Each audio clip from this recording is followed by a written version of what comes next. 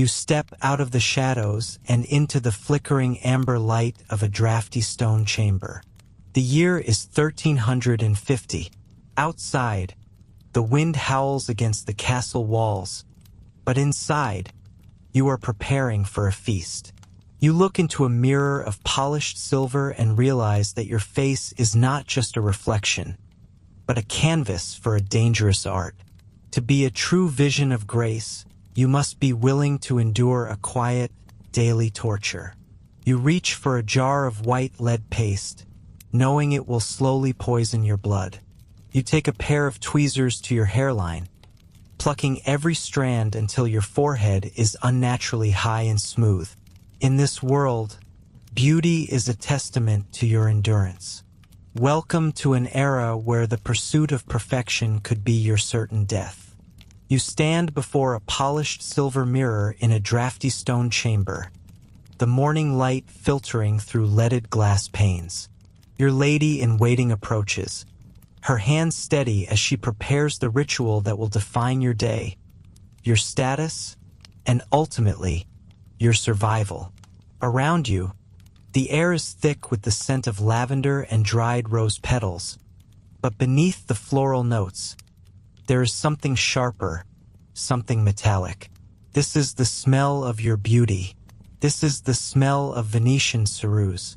To understand why you would willingly coat your face in a known toxin, you have to understand the world you live in. In this era, your face is your currency. A tanned, weathered complexion is the mark of a peasant, a person who spends their life bent over in the fields under the punishing sun. To be pale is to be wealthy.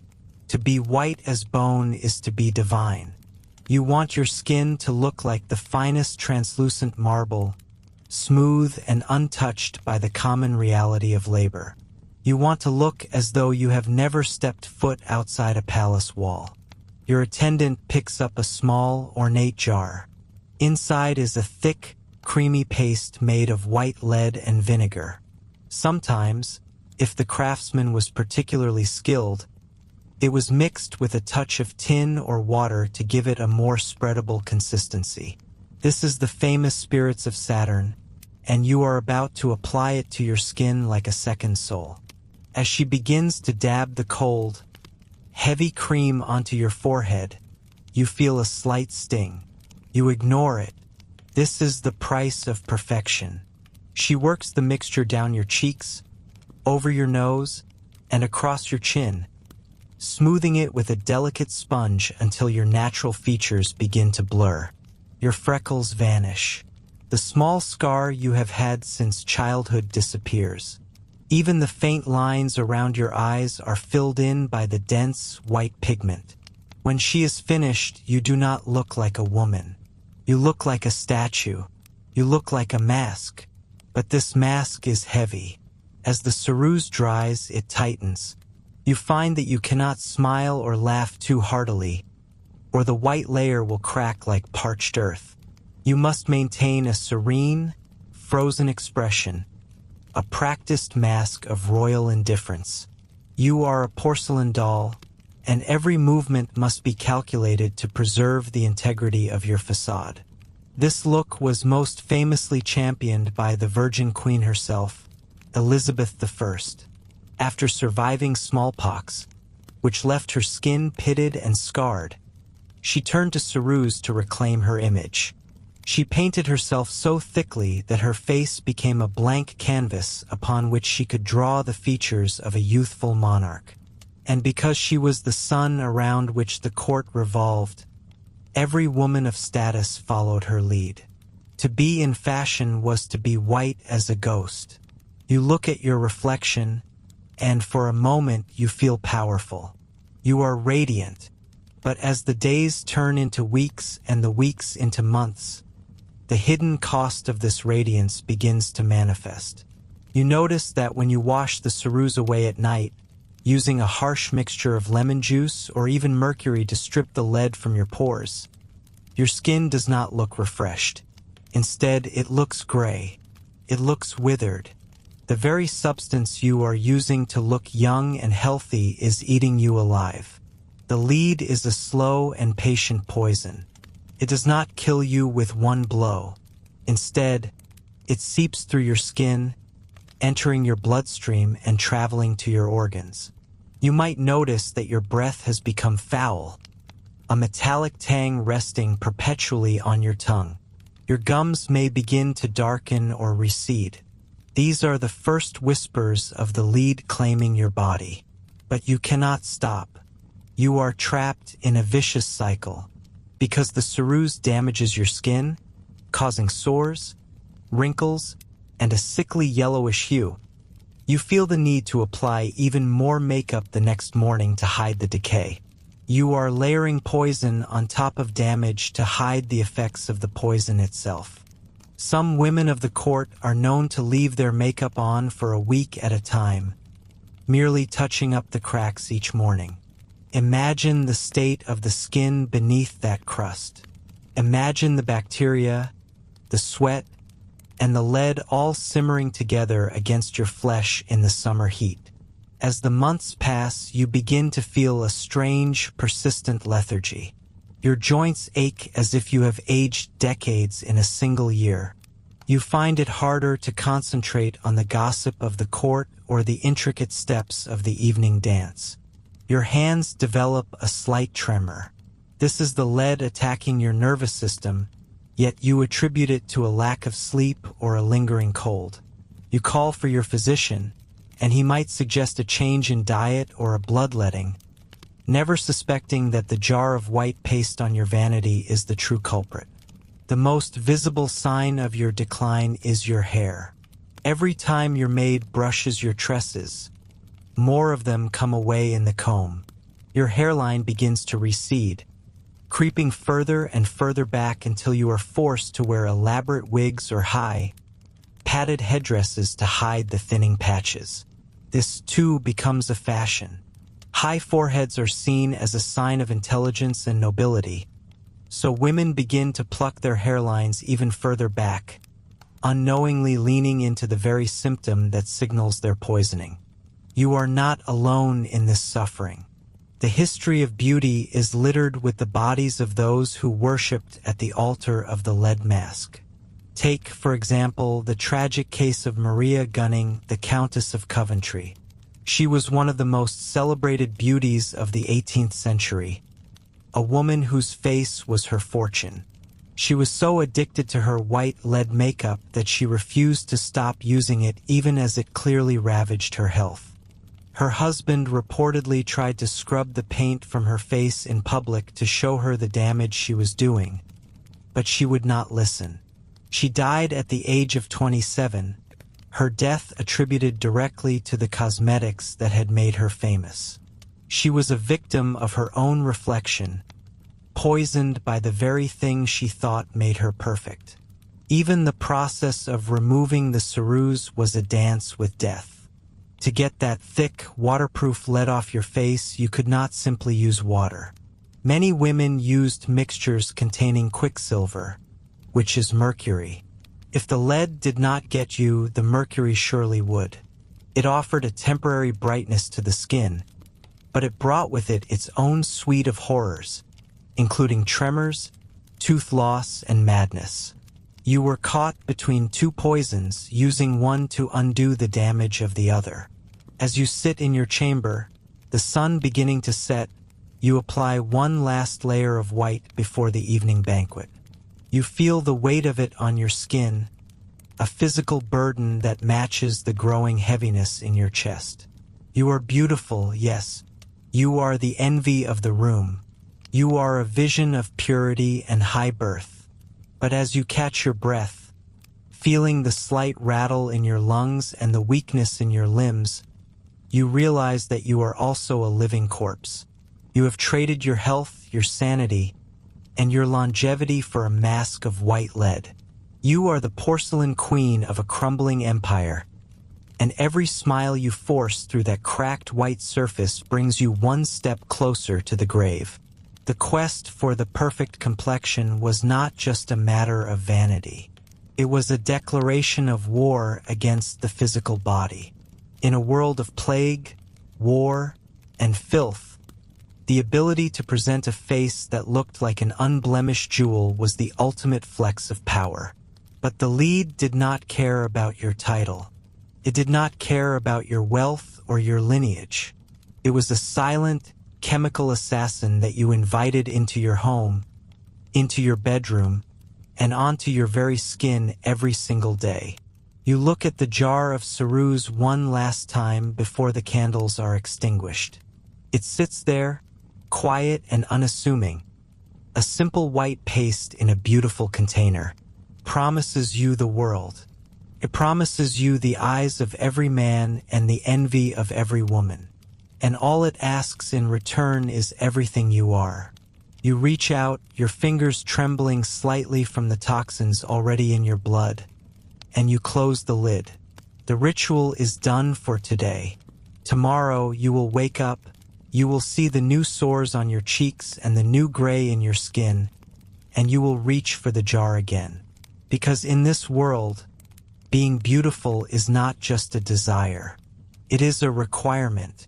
Even if it kills you, imagine you are standing in a cold stone chamber in the heart of the 15th century.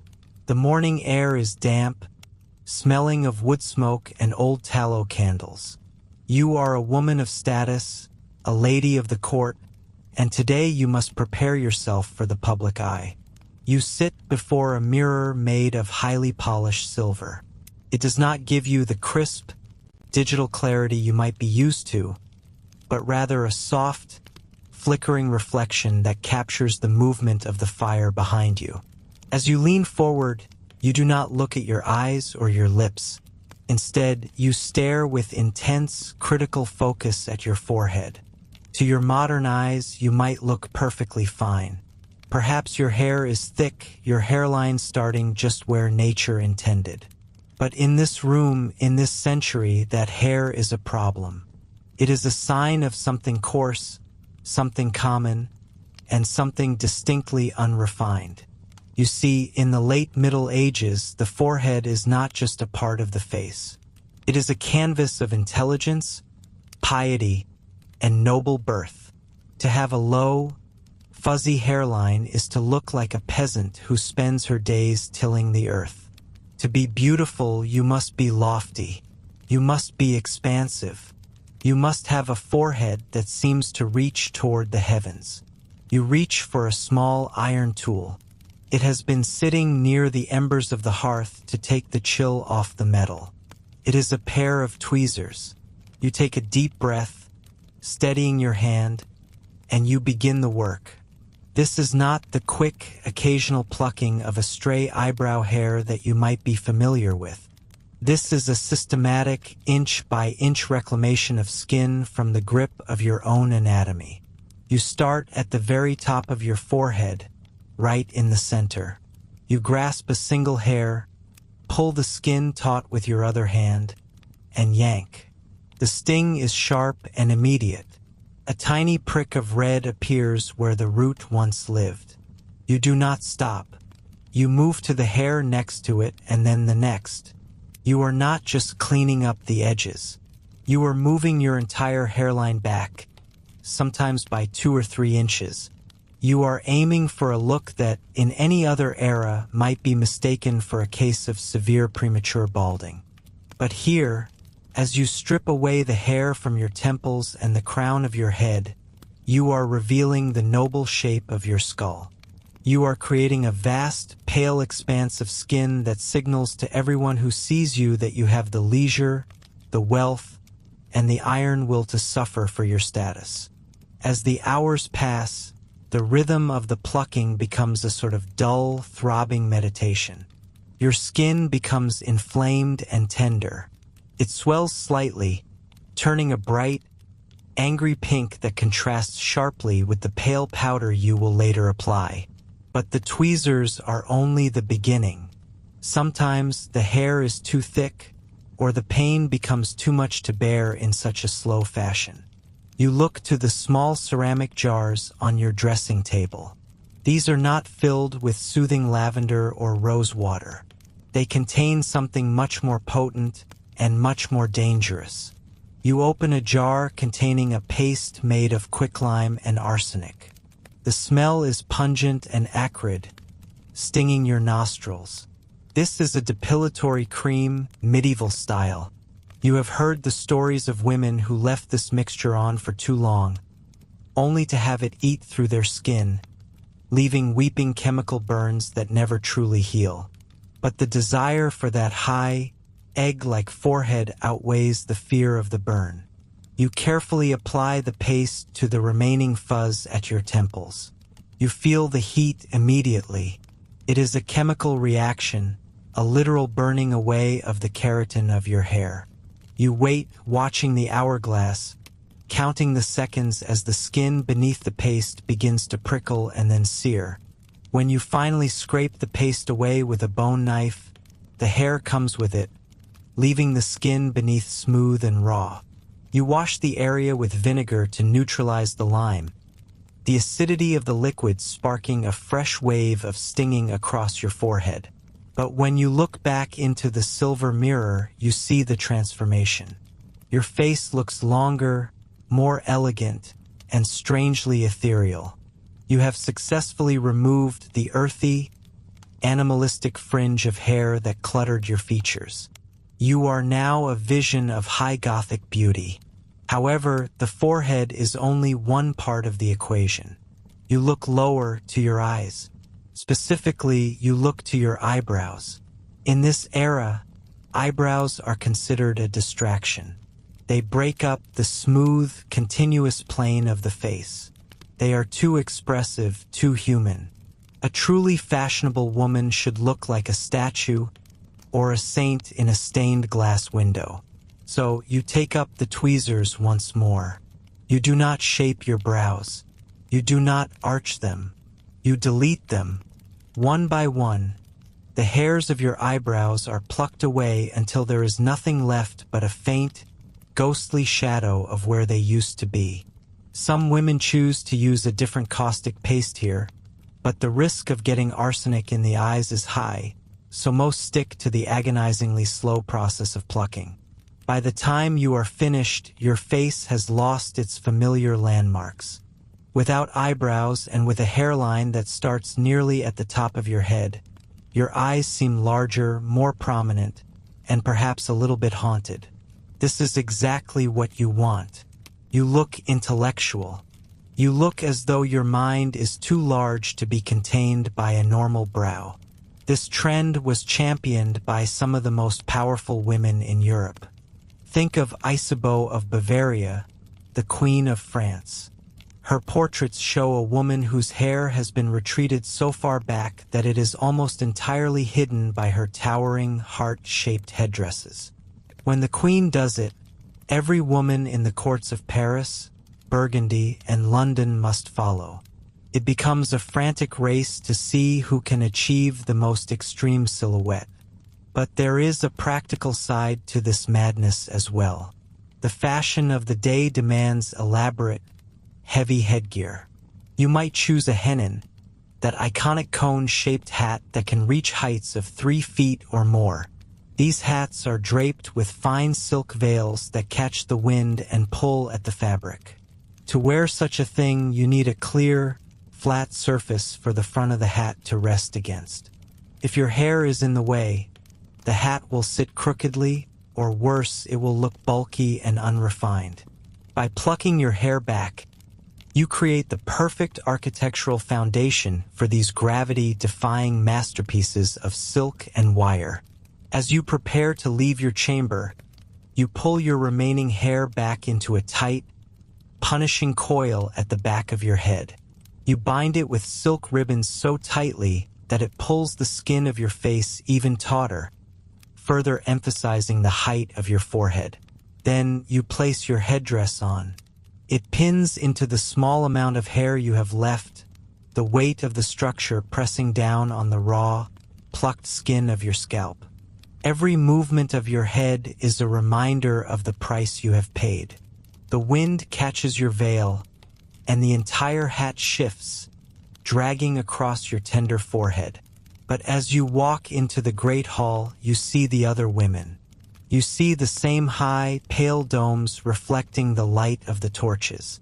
You see the lack of eyebrows, giving everyone a look of permanent, aristocratic surprise.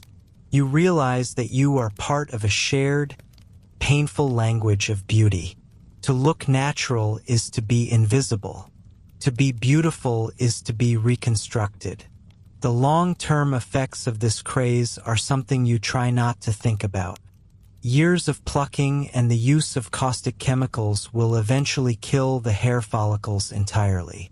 For many women, the receding hairline becomes permanent. Their foreheads become scarred, the skin losing its ability to heal properly after repeated chemical burns.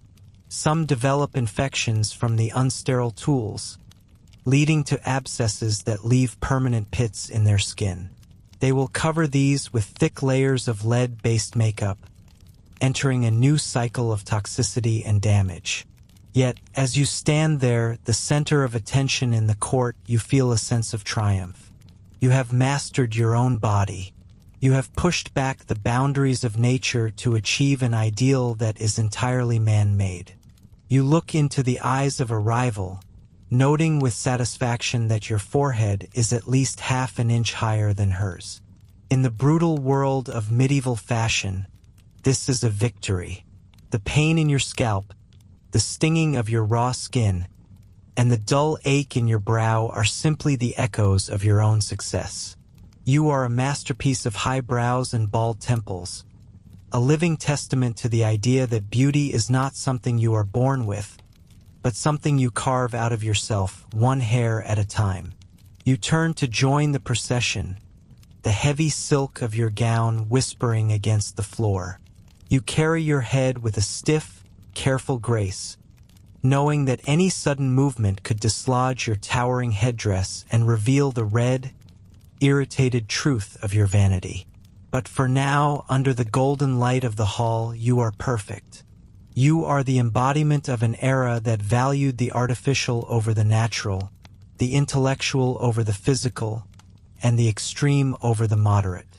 You have broken the rules of your own anatomy to fit the rules of your world, and as far as the 15th century is concerned, you have never looked better. You are standing before a small, polished silver mirror in a room thick with the scent of beeswax and stale lavender. The light is dim, provided only by a single flickering taper that casts long, dancing shadows against the stone walls. Your reflection is hazy, but you know what is missing.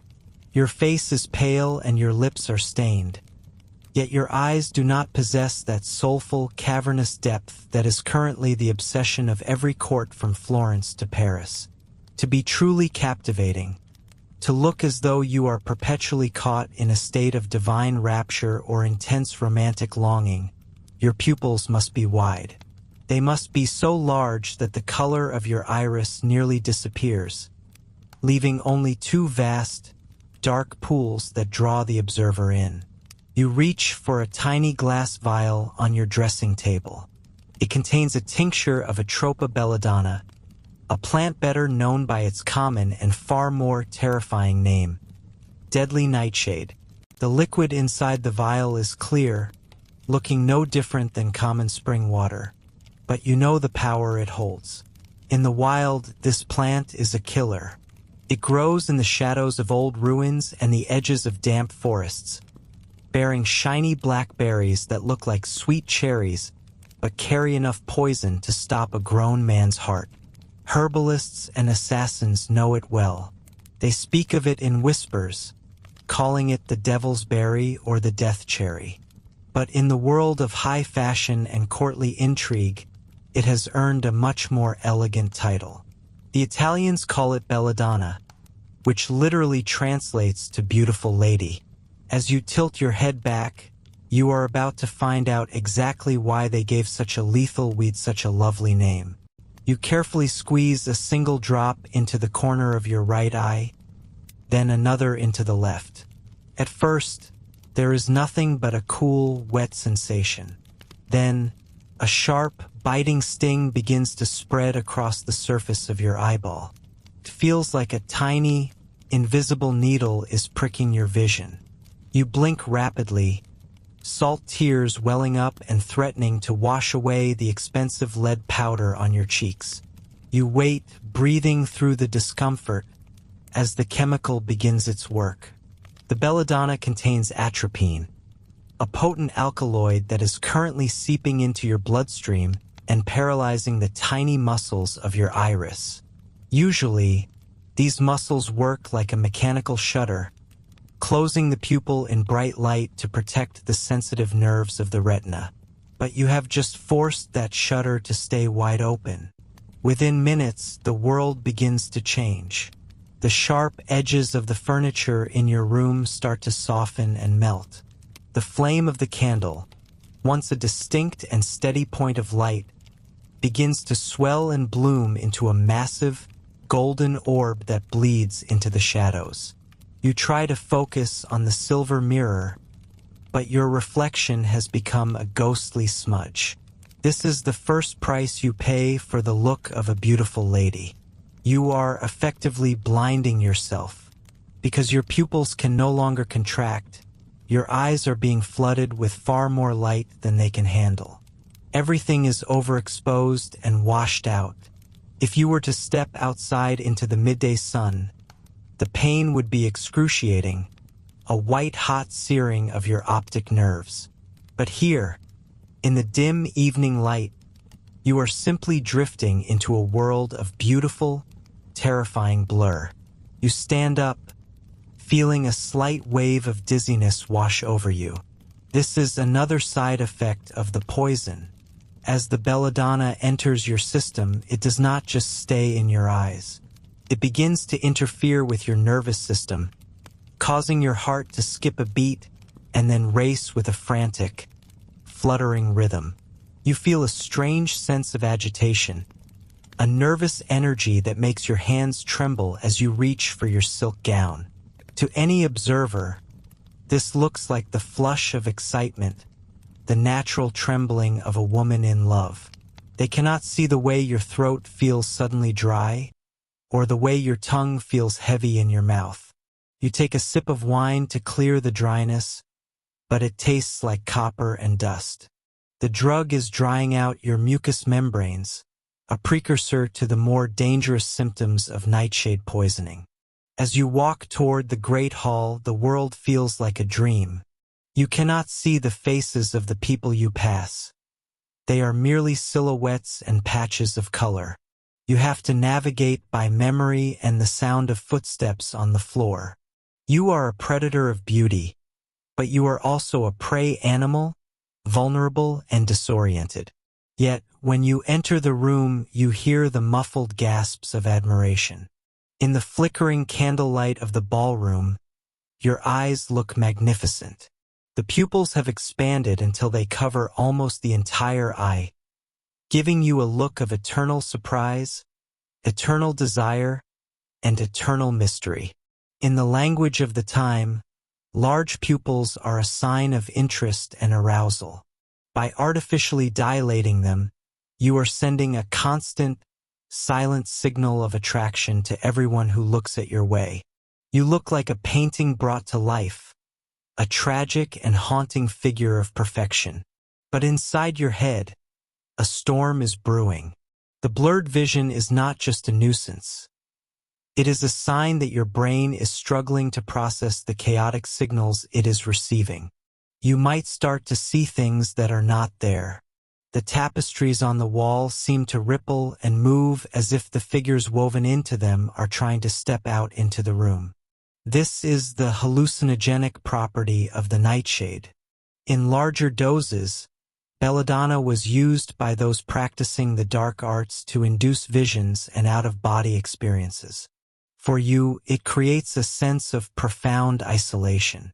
You are surrounded by people, but you cannot truly see them, and they cannot see the terror beginning to bubble up beneath your calm, powdered mask. The long-term consequences of this routine are even more dire than a single night of hallucinations. If you continue to use these drops day after day, your eyes will never have a chance to recover. The constant paralysis of the iris muscles leads to permanent weakening. Eventually, even when you stop using the drops, your pupils may remain dilated, or they may become irregular in shape. Chronic use often leads to premature cataracts and, in many cases, total blindness. The very organ you sought to enhance is being systematically destroyed by the substance you use to beautify it. You are trading the sight of the world for the privilege of being stared at. As the evening progresses, your physical symptoms worsen. The racing of your heart becomes a dull thud in your ears, a rhythmic reminder that you have introduced a toxin into your body that is trying to shut down your vital functions. You feel a feverish heat rising in your skin, another hallmark of belladonna use.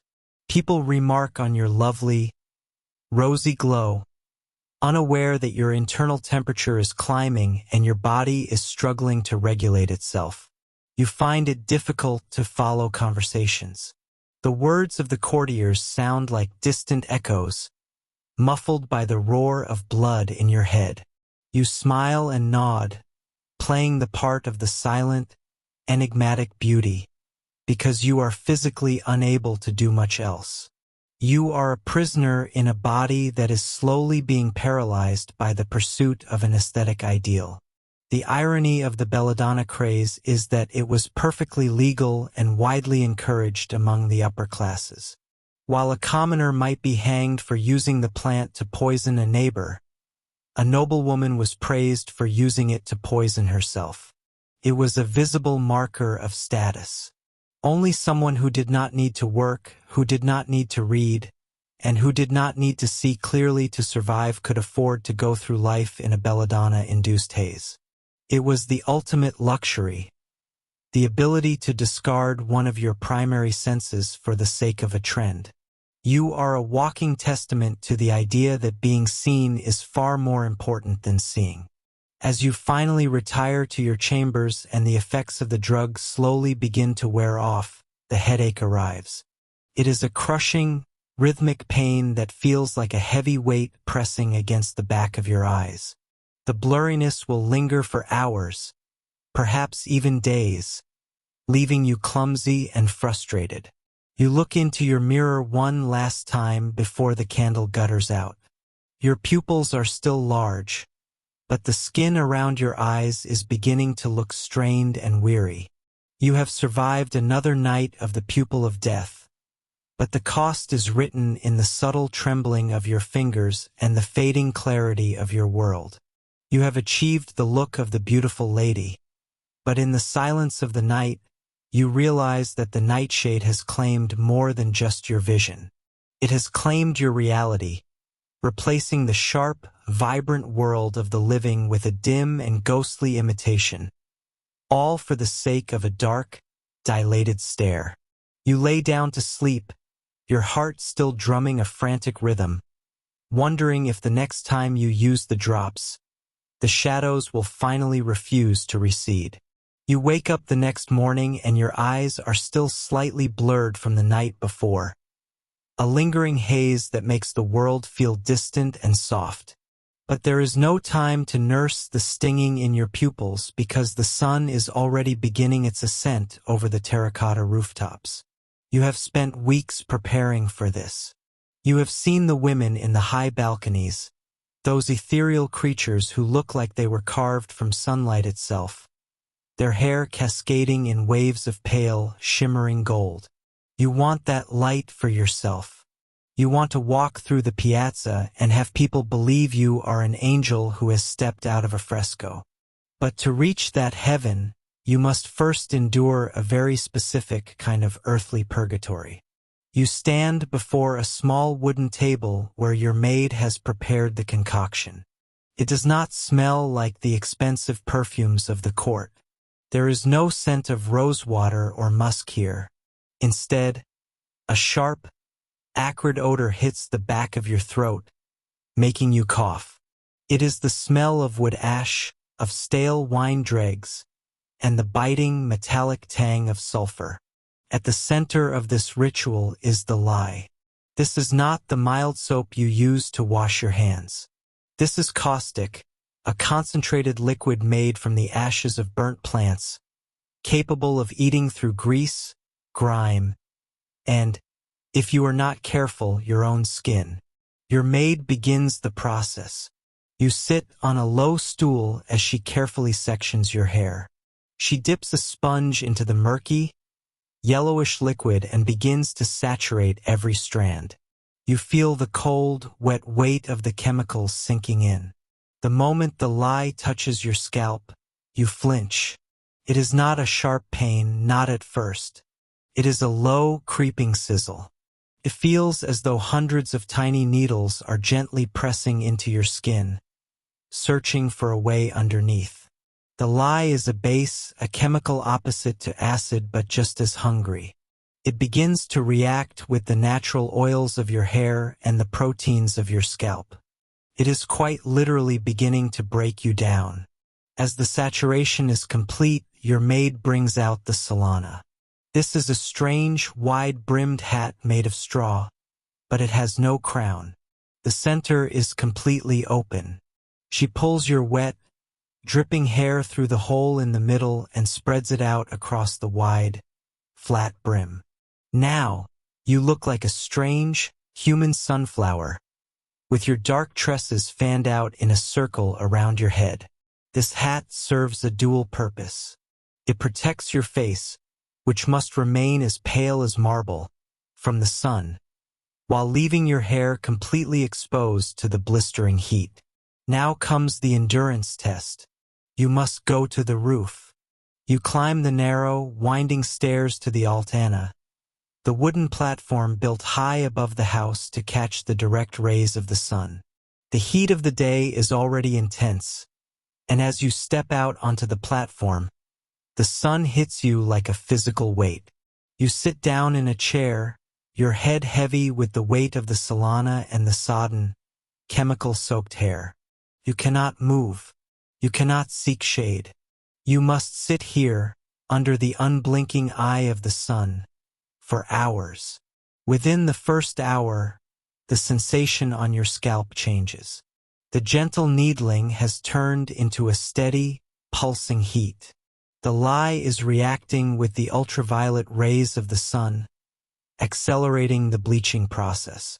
It is stripping away the melanin, the pigment that gives your hair its natural color. But it is also stripping away the protective outer layer of the hair shaft. Your hair is being hollowed out, its structure compromised until it is as porous and fragile as dry grass. The sweat begins to pour down your neck, but you must be careful not to let it run into your eyes. If the lye gets into your eyes, the damage will be permanent. You have already risked your sight with the nightshade drops, and now you are risking it again for the sake of a color. You feel a droplet of the caustic mixture roll down toward your forehead. You frantically dab it away with a cloth, your heart racing. The skin where it touched feels raw and angry. By the second hour, the boredom is as punishing as the heat. The air on the rooftop is still. You can hear the sounds of the city below, the shouting of merchants and the splashing of oars in the canal. But you are isolated in your golden prison. You feel lightheaded. The fumes from the sulfur and the lye are rising up around your face, and the direct sun is beating down on the crown of your head through the hole in the hat. You are likely suffering from the early stages of heat stroke. Your head throbs with a rhythmic, dull ache that matches the burning on your scalp. You want to scream, to throw the hat across the roof and plunge your head into a bucket of cold water. But then you remember the goal. You remember the golden mane. You look down at the strands of hair resting on the straw brim. They are changing. The dark brown is fading, replaced by a strange, sickly orange. This is the stage most women fear, the brassy, copper tone that marks an unfinished job. You must stay longer. You must let the sun bake the chemicals deeper. You tell your maid to apply more of the mixture. She uses a small brush to coat the hair again, and the fresh application of lye brings a new wave of stinging. It feels as if your scalp is being peeled back by invisible fingers. By the 4th hour, the world is swimming. The sky is a blinding, white-hot sheet. You are dehydrated, your throat is parched, and your skin feels tight and brittle. But when you look at your hair now, it has shifted. The orange is gone, replaced by a pale, shimmering yellow, the color of a summer field. It is beautiful. It is also dead. When you finally descend from the roof, you are shaking. Your maid leads you to a basin and begins to rinse your hair with cool water and vinegar to neutralize the lye. As the water hits your scalp, you let out a gasp of pure relief, followed by a wince of pain. The skin of your scalp is bright red and covered in small, weeping sores where the chemicals sat too long. As she combs through your hair, you look down at the floor. Clumps of hair are falling out. They are not breaking at the root, but simply snapping off in the middle because the strands have become too weak to support their own weight. Your hair, once thick and healthy, now feels like spun glass. It is beautiful to look at from a distance, catching the light in a way that seems almost supernatural. But when you touch it, it feels like straw. It is dry, frizzy, and prone to tangling into impossible knots. To maintain this look, you will have to repeat this process every few weeks. Each time, your scalp will burn. Each time, more hair will fall out. Each time, you will sit on that roof until you are on the verge of fainting. You stand in front of the mirror, nursing a cup of watered wine to stop your hands from trembling. You look at your reflection. Your face is pale, your eyes are wide and dark from the belladonna, and your head is crowned in a halo of artificial gold. You look exactly like the paintings. You look like a dream of beauty that someone else had. But as you try to run your fingers through your new golden locks, they snag and break. A tiny, dry sound that echoes in the quiet room. You have achieved the ideal. You have become the golden mane. But as you look at the raw, red skin along your hairline, you realize that the sun did not just bless you. It scorched you. And the price of looking like an angel is the constant, burning reminder that you are very much made of flesh and bone, and that your flesh is screaming. You wonder how many more sessions your scalp can take before the gold gives way to permanent scars. But for now, you turn away from the mirror, ready to show the world your shimmering, manufactured glory, even as the first strands of your broken hair drift silently to the floor. You sit as still as a stone statue in the flickering light of your private chamber. The air is thick with the smell of scorched tallow and the metallic tang of lead. Your face is already a mask of bone white.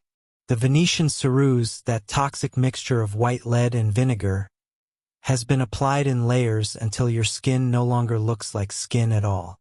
It looks like polished marble or perhaps a sheet of fine parchment. You are a masterpiece of artifice. But as you stare into the polished silver mirror, you realize something is missing. You look pale, yes. You look like you have never seen a single ray of sunlight, which is exactly the point. In this world, a tan is the mark of a peasant, the sign of someone who toils in the fields under the midday sun. To be white is to be wealthy. To be white is to be divine. However, there is a problem with your mask of lead. It is too perfect. It is so thick and so flat that it has erased the very signs of life from your face. You look less like a living woman and more like a corpse that has been prepared for a royal funeral. You need to look fragile, not dead. You need to look like your skin is so thin and so translucent that the very life force beneath it is visible to the naked eye. This is the ultimate deception of the noble class. You must now create the illusion of transparency where none exists. Your lady in waiting approaches you with a small, delicate tray. On it sits a single ceramic pot and a brush made from the finest squirrel hair. The pot contains a pigment that is as beautiful as it is deceptive. It is a deep, striking blue. Depending on your wealth, this might be ground azurite, or if you are truly favored by fortune, it might be lapis lazuli brought from the distant mountains of the east. This blue is the key to your transformation. It is the color of the heavens, and tonight, it will be the color of your nobility. The girl dips the tip of the brush into the blue pigment. Her hand trembles slightly because she knows that one mistake will ruin the hours of work she has already put into your face.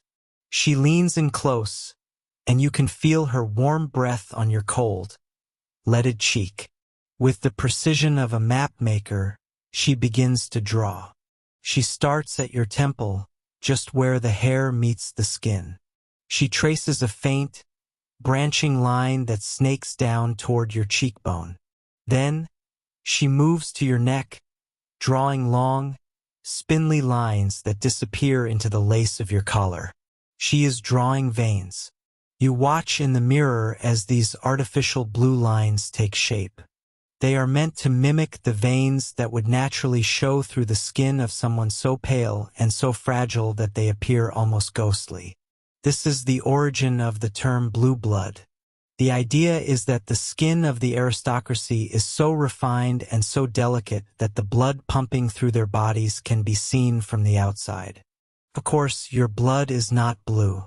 No one is truly that transparent. But in the dim, honey-colored light of a medieval great hall, these painted lines create a stunning illusion. They suggest a level of physical delicacy that is synonymous with moral and social superiority. You are showing the world that you are a creature of the indoors, a being of such high status that your body has never been hardened by the elements. As the brush strokes continue, you feel a strange sensation. The lead on your face is beginning to dry and crack. It pulls at your skin, making it difficult to smile or even to speak. If you laugh too heartily tonight, your entire face might literally crumble. But you cannot worry about that now. The blue veins are coming to life. They give your face a sense of depth. They make the heavy white lead look like real, living flesh that is simply too pure for this world. Think about the sheer commitment this requires. You are not just putting on makeup. You are engaging in a form of theatrical surgery. You are painting a map of a body that does not exist. The blue lines are placed strategically to highlight the areas where the skin is thinnest, the temples, the throat, and the backs of the hands. If you were to look at your hands now, you would see the girl tracing the same patterns over your knuckles. Every inch of your visible skin must testify to your leisure. You are a woman who has never held a hoe or a sickle. You are a woman who has never scrubbed a floor. You are a woman of the azure deception. But there is a dark side to this beauty, one that goes beyond the vanity of the mirror. The pigments being used to create this noble pallor are slowly killing you. The white lead is a poison that seeps through your pores and enters your bloodstream. It will eventually turn your skin yellow, rot your teeth, and cause your hair to fall out in clumps. And the blue? If it is azurite, it contains copper. If it is mixed with other cheap minerals to save money, it might contain even worse elements. You are painting the symptoms of illness onto your face to prove that you are healthy and wealthy. It is a terrifying paradox. The more you strive to look like a perfect, translucent sapphire of a human being, the more you are actually decaying from within.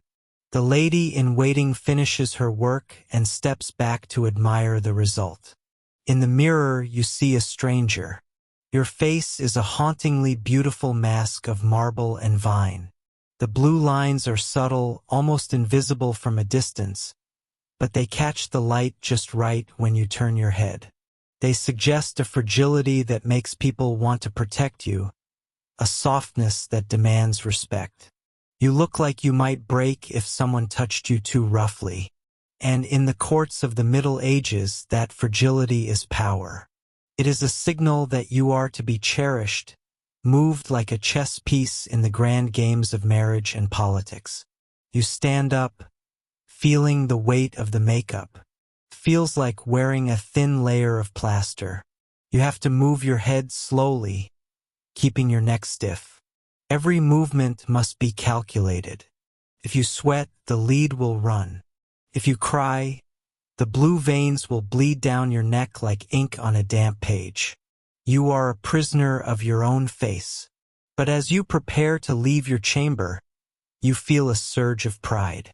You have achieved the ultimate noble look. You have transcended the common, ruddy complexion of the masses. The world you are about to enter is one of shadows and candlelight.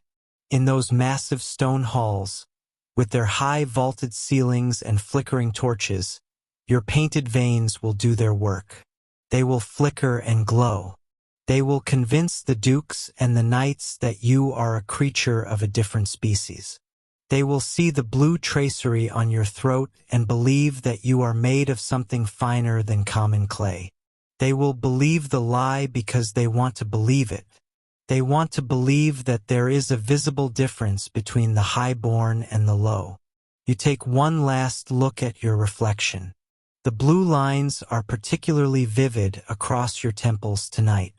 You look almost ethereal, like a ghost haunting your own body. You wonder for a brief moment if anyone will ever see the real you again, or if you will spend the rest of your life hiding behind these painted deceptions.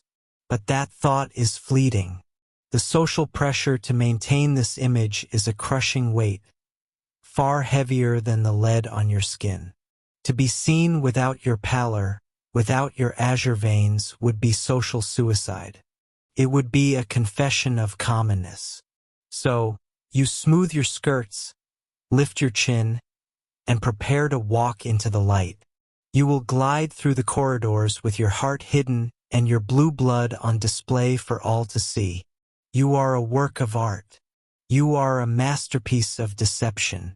And though the poison is already beginning to do its silent work, you will wear your azure veins with the grace of a queen.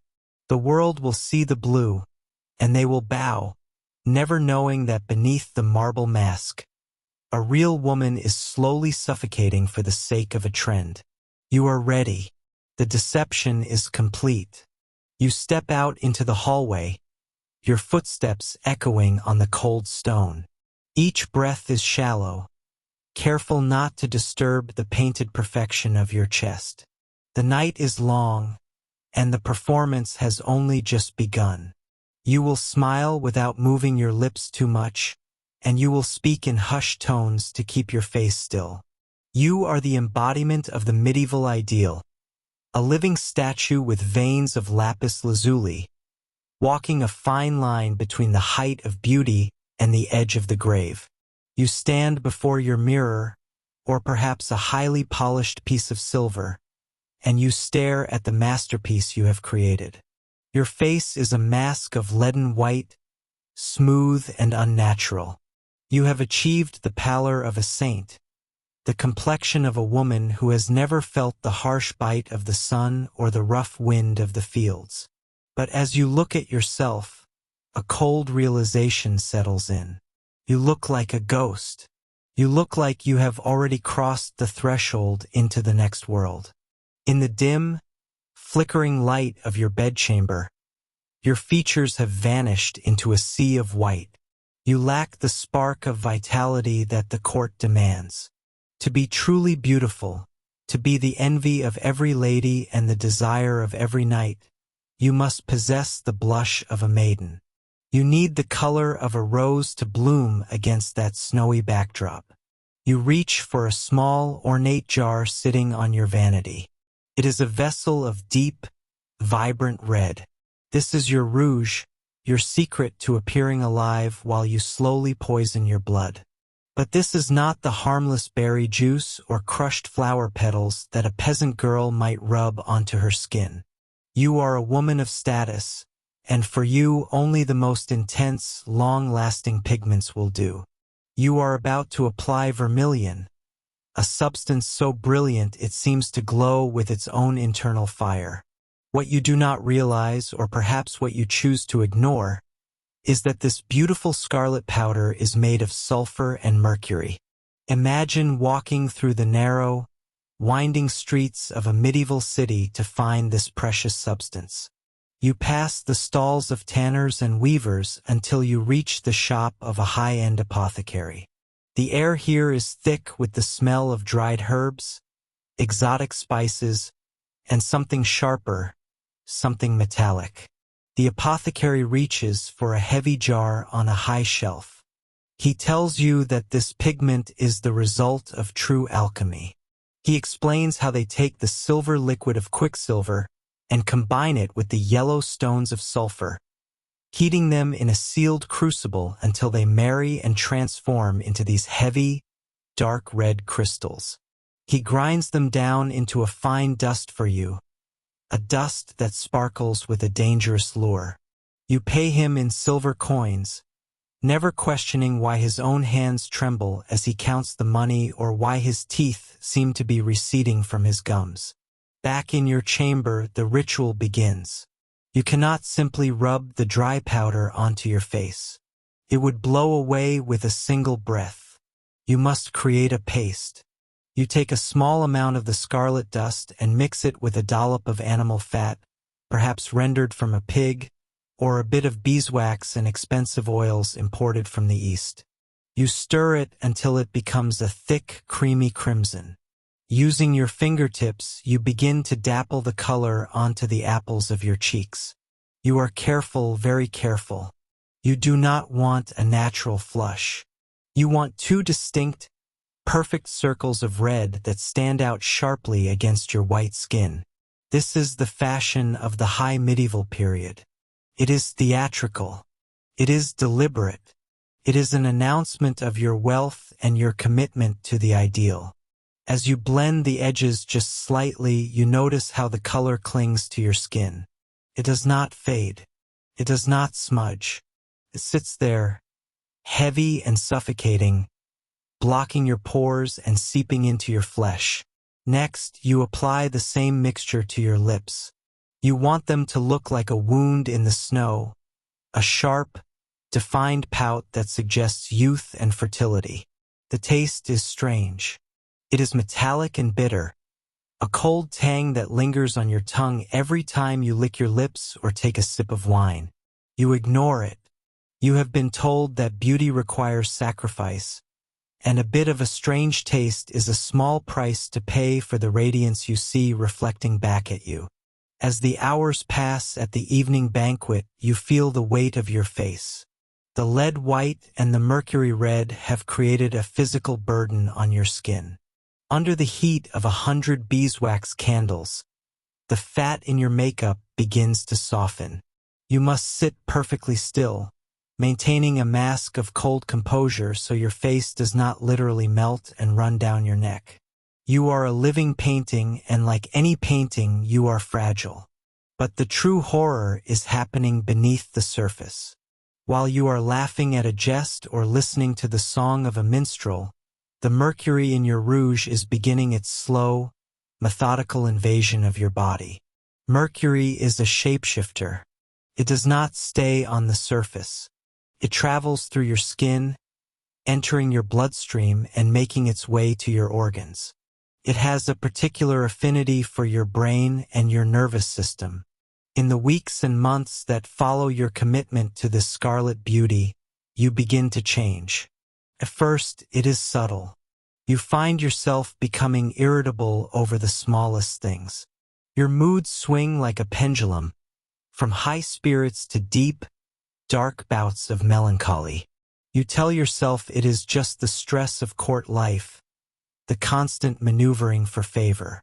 But then the tremors begin. One morning, as you reach for your silver hairbrush, you notice your hand is shaking. It is not the tremble of cold or fear, but a rhythmic, persistent twitch that you cannot control. You try to hide it beneath your long, flowing sleeves, but it grows worse. When you try to speak, your tongue feels heavy. Your words, once sharp and witty, now feel slightly slurred. You are suffering from what the people of your time might call the vapors or a wandering womb, but in reality, you are being consumed by the very color on your cheeks. The mercury is attacking your mouth first. You notice your breath has taken on a foul, metallic odor that no amount of chewing cloves or mint can mask. Your gums become swollen and soft, bleeding whenever you eat. Soon you feel a loosening. One of your teeth, once white and strong, begins to wobble. Then another. This is the ultimate irony of the medieval beauty routine. You use the red of the mercury to look young and vibrant, but the mercury makes your teeth fall out and your breath rot, making you look like an old woman before you have even seen 30 summers. Your skin, too, begins to betray you. The very areas where you apply the rouge start to break out in weeping sores and angry, black pits. The mercury is corrosive. It is eating away at the flesh it was meant to adorn. To fix this, what do? You do the only thing you know. You apply more lead white to fill in the pits and more scarlet mercury to cover the gray, dying hue of your natural skin. You are trapped in a cycle of toxic repair, layering poison upon poison to hide the damage that the poison has caused. You look in the mirror again, and the woman staring back is a stranger. Her eyes are wide and anxious, a symptom of the erethism caused by the mercury. She is jittery, prone to sudden fits of tears or rage. Her face is a thick, cracking crust of minerals and metals. If she were to peel away that mask, she would find a landscape of scars and decay. But she cannot stop. The social pressure to maintain the image is more powerful than the physical pain of the body. In the medieval mind, there is a belief that outer beauty is a reflection of inner virtue. To let your appearance fade is to suggest a rotting of the soul.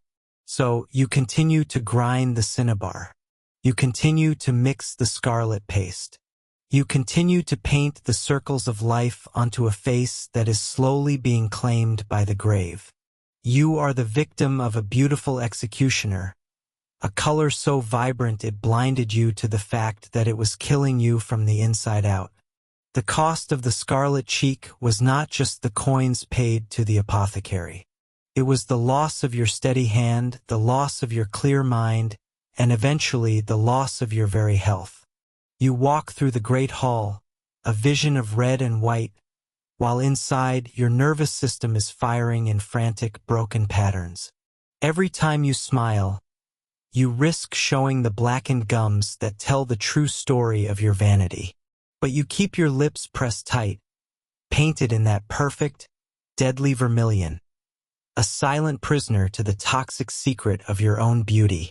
You have become a monument to the lengths humanity will go to achieve an impossible standard, a scarlet rose blooming in a garden of lead, waiting for the inevitable moment when the petals finally fall away to reveal nothing but dust and silver.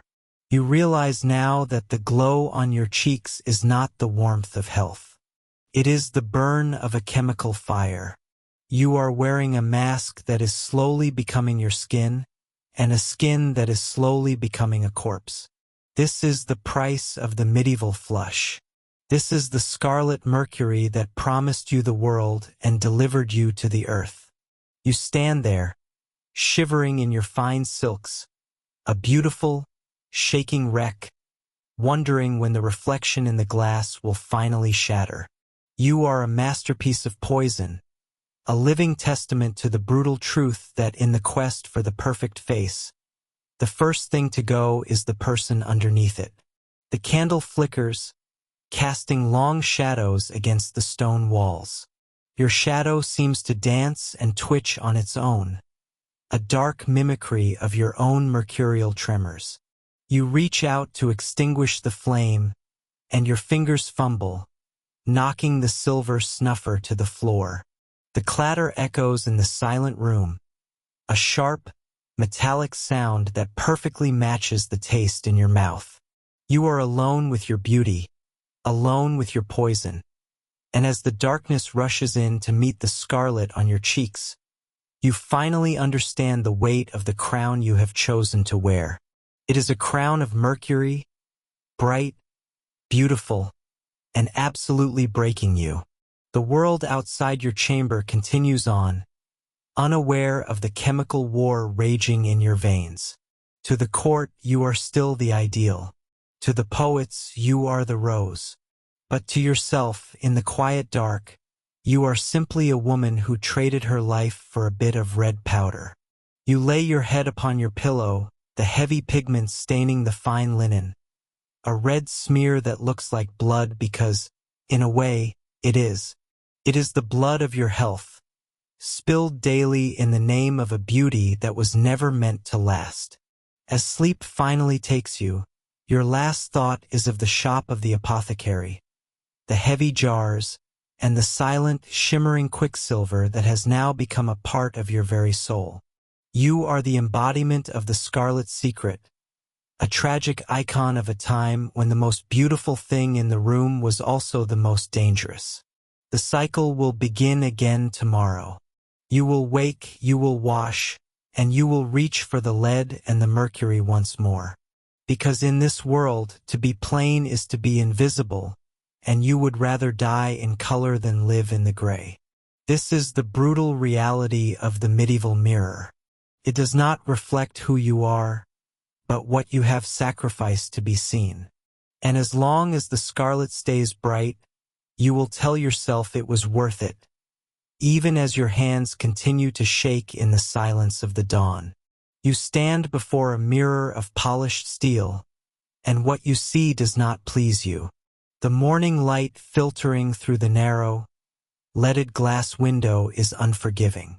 It catches the slight flush on your cheeks, the healthy, vibrant color of a person who has spent perhaps too much time near a hearth or walking through a garden. To any modern eye, you look radiant. You look alive. But to the eyes of a 14th century aristocrat, that warmth is a failure. It is a sign of commonness. It is the mark of a peasant who toils under the sun, a laborer whose blood is thick and hot with the exertion of the field. You crave the transparency of the elite.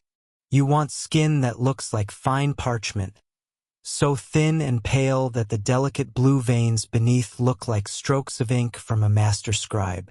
You want the ghostly glow of a saint or a queen. And to get it, you must be willing to part with the very thing that keeps your heart beating. In this world, beauty is not merely about what you put on your skin, but what you take out of your body. You have tried the powders. You have dusted your face with crushed lily bulbs and toxic white lead, but they are masks that sit atop the surface. They can crack or flake away in the heat of a banquet hall. What you desire is an internal transformation. You want a paleness that comes from within, a biological fragility that announces to every onlooker that you are a creature of leisure, someone who has never known the bite of the wind or the burn of the summer harvest. To achieve this, you must seek out the barber surgeon. You walk through the narrow, winding streets of the city, the mud clinging to your heavy skirts. The air is thick with the smell of wood smoke, roasted meats, and the less pleasant odors of a medieval town. You find the shop you are looking for by the sign hanging over the door, a bright brass basin that catches the sunlight. Outside, a pole wrapped in white and red bandages serves as a silent promise of the services provided within. You are not here for a haircut or a shave. You are here for the sanguine sacrifice. As you step into the cool, dim interior, the smell shifts. It is a sharp, metallic scent mixed with dried herbs and the faint, sweet aroma of old wine used for cleaning blades. The barber surgeon greets you with a nod. He is a man who understands the intersection of medicine and vanity. He knows that the four humors must be kept in perfect balance if one is to remain beautiful. In his eyes, your rosy complexion is not a sign of health, but a sign of a sanguine imbalance. You have too much blood. It is making you look too hardy, too robust, too human. To be a true beauty, you must become something closer to a spirit. He leads you to a wooden chair and asks you to bare your arm. The room is quiet, save for the distant sound of a blacksmith's hammer striking an anvil. You feel a strange mixture of dread and anticipation. He ties a strip of linen tightly around your upper arm, making the veins at your elbow swell and turn a deep, dusky purple. This is the moment of commitment. He reaches for a small, sharp instrument called a lancet. It is a simple tool, a thin blade designed for one specific purpose. He does not use a local anesthetic. There is no numbing cream to dull the sensation. There is only the cold, precise bite of the steel. You flinch as the blade pierces the skin, a sharp, stinging pain that quickly fades into a dull throb. And then you see it. A steady stream of dark, crimson life begins to flow from your arm, splashing into the brass basin he holds beneath you. You watch, mesmerized and horrified, as the liquid fills the bowl. It is warm, and the steam rises slightly in the cool air of the shop. This is your vitality, your very essence, being drained away to satisfy a trend. The barber surgeon watches the flow with the eye of a craftsman. He is looking for the moment when your color begins to change. As the blood leaves your body, your heart begins to beat faster, trying to compensate for the loss. You feel a wave of lightheadedness wash over you. The edges of your vision begin to soften and blur. The room seems to tilt just a fraction of an inch to the left. This is the desired effect. The rush of blood to your head is replaced by a cool, spreading emptiness. You feel yourself becoming lighter, as if the gravity of the earth has less of a grip on you than it did moments ago. In the mirror held up by the surgeon's assistant, you watch the transformation happen in real time. The ruddy, healthy glow of your cheeks is retreating. The pinkness of your lips is fading to a soft, bruised lilac. Your skin, once warm and tan, is turning the color of skimmed milk. It is a slow, steady draining of color that makes you look as though you are fading out of existence. Your eyes appear larger, shadowed by dark circles that give you an air of tragic, poetic melancholy. This is the look of the elite. This is the ghostly glow that tells the world you are a person of high status, someone so refined that you are barely tethered to the physical world. But the price of this look is a physical exhaustion that sinks into your bones. When the surgeon finally removes the tourniquet and bandages the small, weeping wound, your legs feel like lead. You try to stand, but your knees buckle. He catches you and guides you back into the chair, offering you a sip of watered wine to keep you from fainting outright. This is the secret of the medieval beauty. Behind the elegant tapestries and the soaring cathedrals, the women of the nobility are walking through their lives in a state of perpetual, controlled anemia. They move slowly not just because of their heavy silk gowns, but because they lack the oxygen in their blood to move any faster. They speak in soft, hushed tones because they do not have the breath to shout. If you find the lancet too barbaric, there is another way. You might choose the leeches instead. Imagine sitting in your private chambers, the fire crackling in the hearth. Your maidservant brings in a small porcelain jar filled with cold water. Inside, several dark, ribbon-like creatures undulate against the glass. These are your little helpers. She carefully picks one up with a pair of silver tongs and places it behind your ear, or perhaps on your temple, hidden by your hair. You feel the cold, slimy contact of the leech against your skin, and then a tiny three-pronged bite that feels like the prick of a needle. The leeches are efficient. They inject an enzyme that prevents your blood from clotting, allowing them to feast until they are engorged and heavy. They hang there like grotesque, living jewelry, slowly drawing the color from your face while you sit and read or embroider. When they are finished, they drop off, leaving behind a small, Y-shaped mark that will bleed for hours. You will spend the rest of the day dabbing at the trickle of red with a lace handkerchief, watching as your reflection becomes paler and more ethereal with every passing hour. It is a quieter, more intimate form of sacrifice, but the result is the same. You are trading your strength for a certain kind of visual fragility. You return home, feeling like a shadow of your former self. Every step is an effort. Every breath feels shallow. But when you pass your sisters or your rivals in the hallway, you see the flash of envy in their eyes. They notice how the light seems to pass through your skin. They notice how you seem to float rather than walk. You have achieved the ultimate status symbol. You look as though you have never seen a day of hard labor in your life.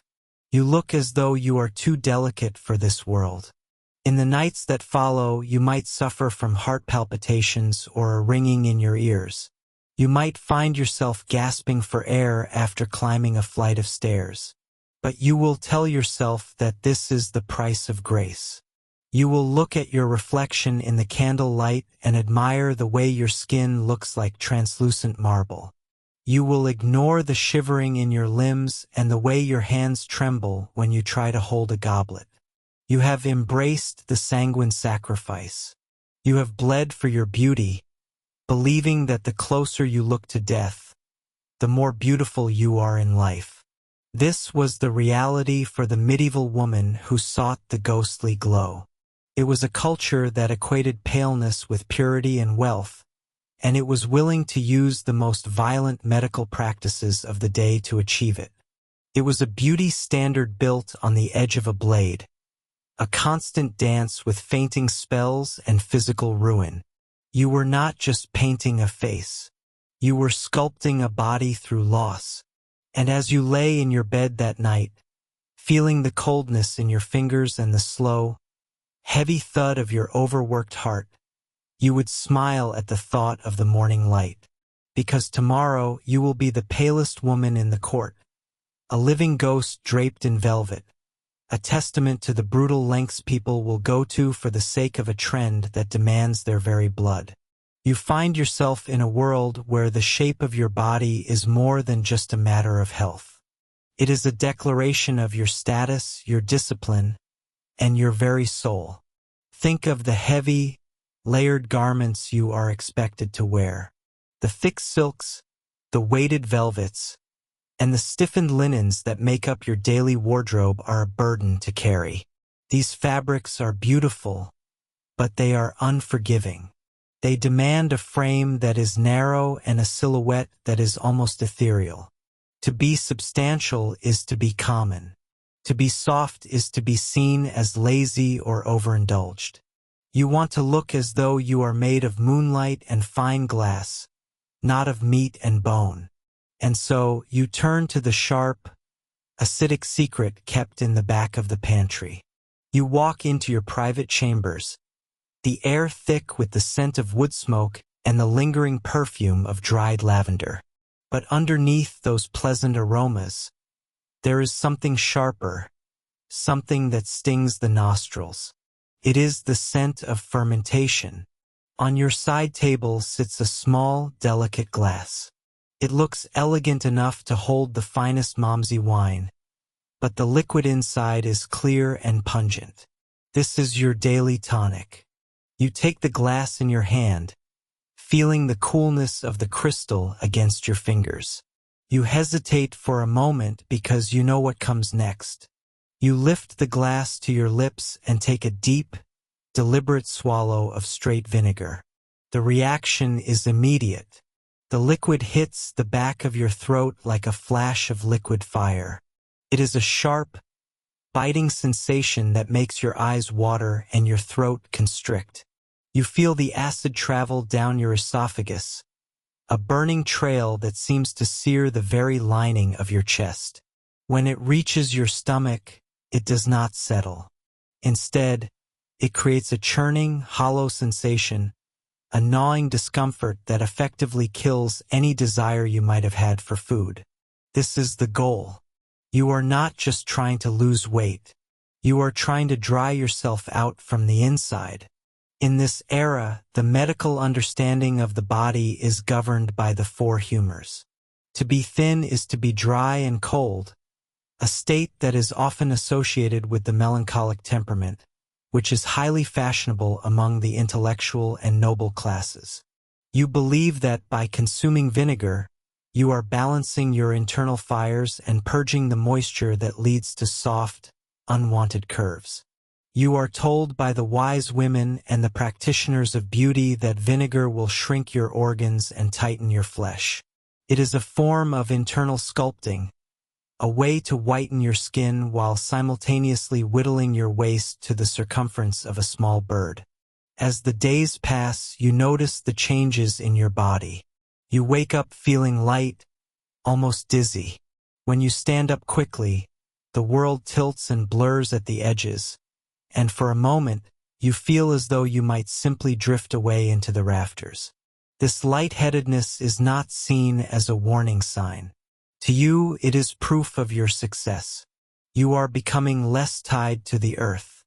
Your skin, already pale from the bloodletting of previous days, takes on a translucent, almost bluish quality.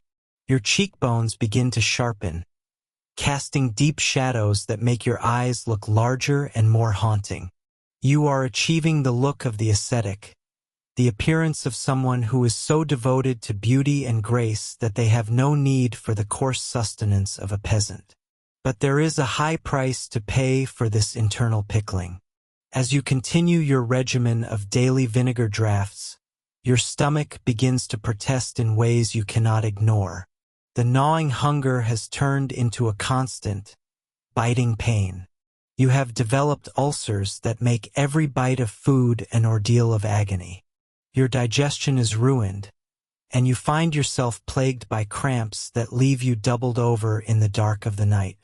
The acid is quite literally eating you from the inside out. It is not just your fat that is disappearing, but your very vitality. You notice it first in your mouth. One morning, as you brush your teeth with a cloth and a bit of soot, you feel a strange sensitivity. The enamel of your teeth, the natural shield that keeps them strong and white, is being dissolved by the constant wash of acid. Your teeth begin to look smaller, their edges becoming jagged and translucent. They ache when you breathe in the cold morning air. Eventually, they may even start to crumble or turn a sickly, grayish yellow.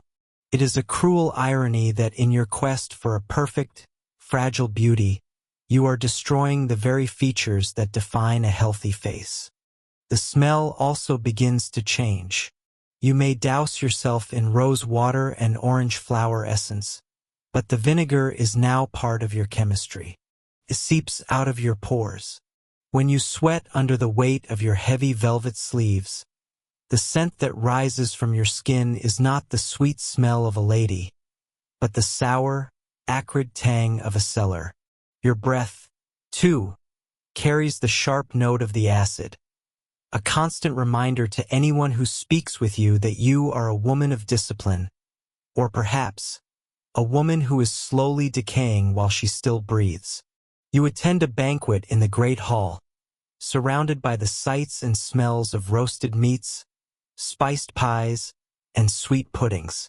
Your peers watch you with a mix of envy and concern.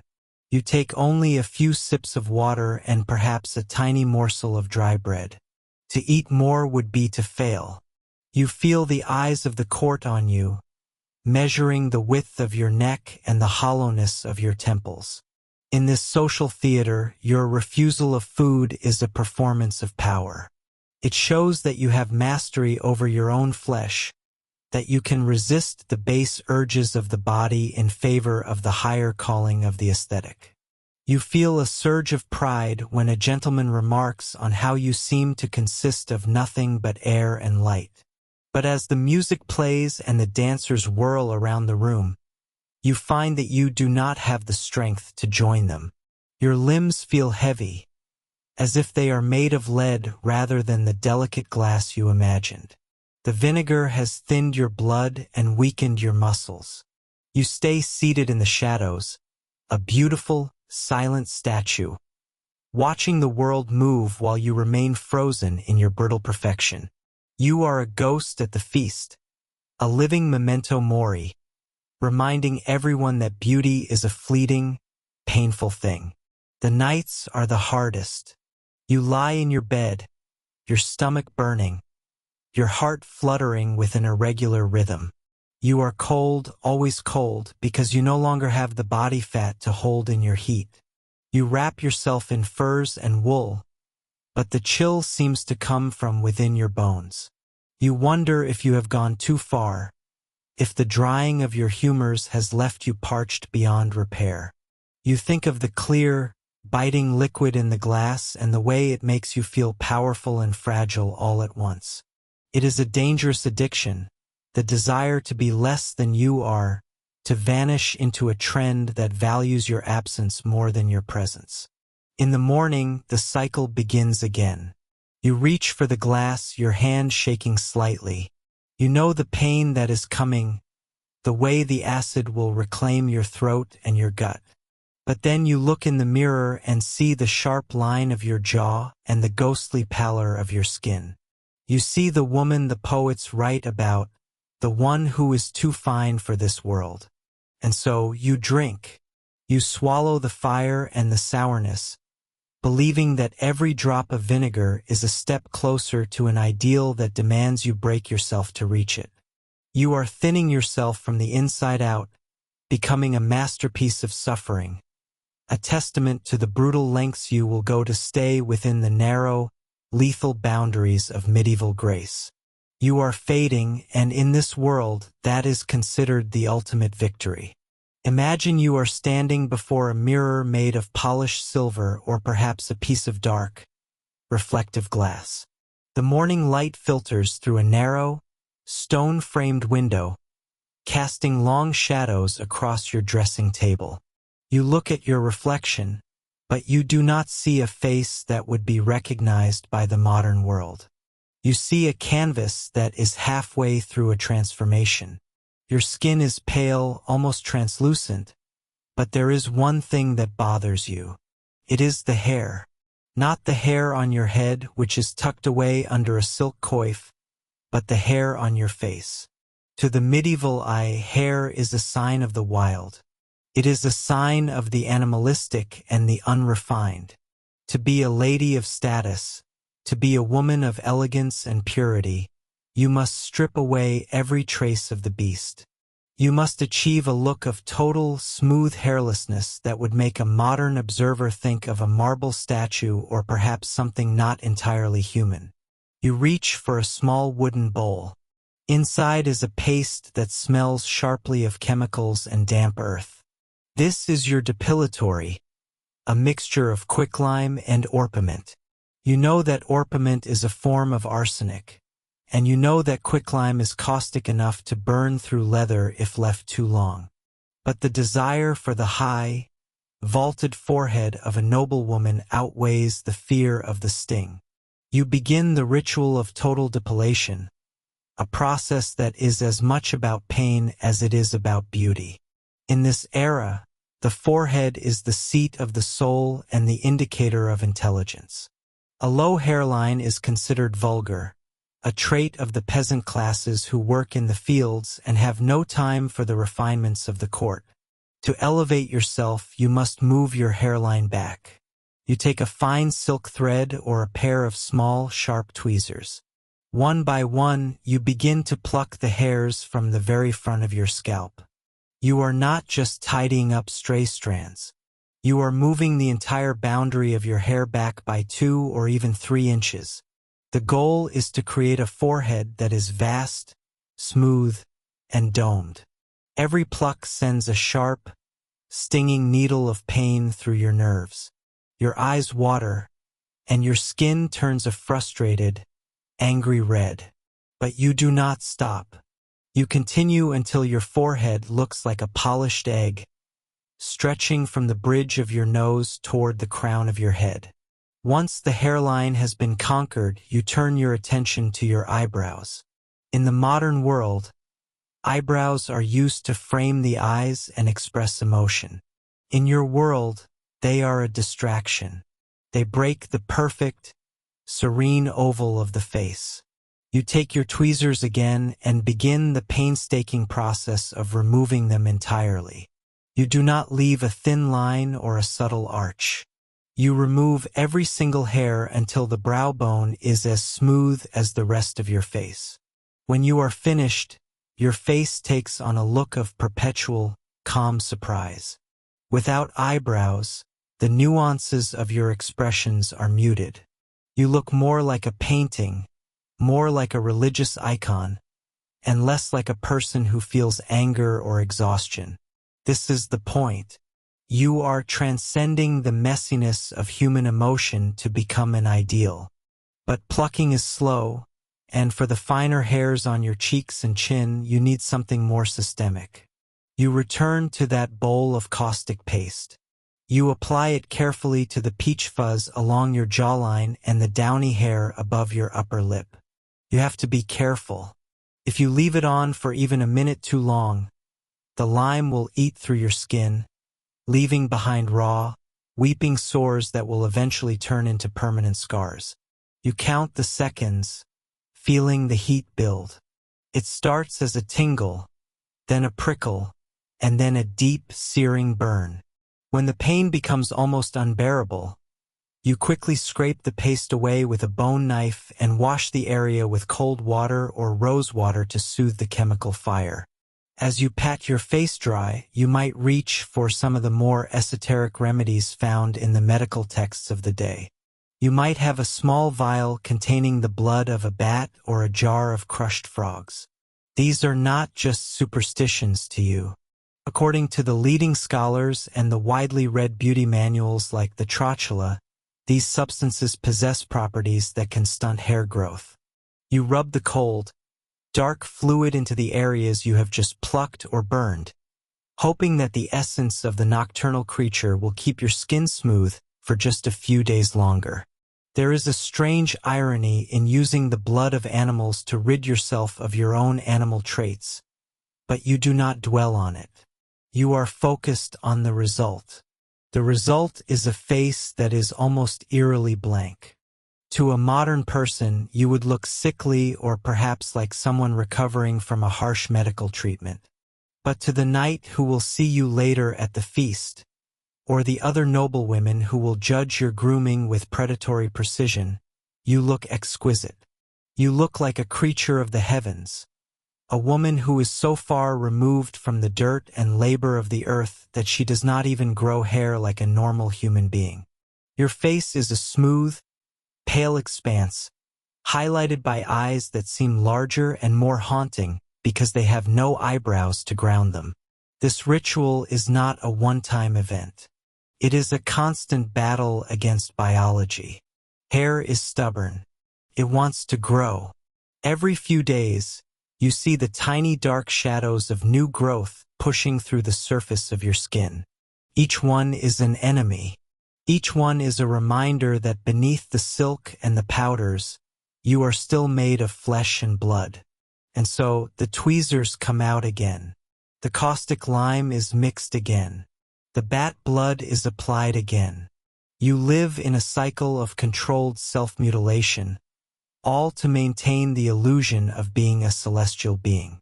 You must also consider the cost of this beauty.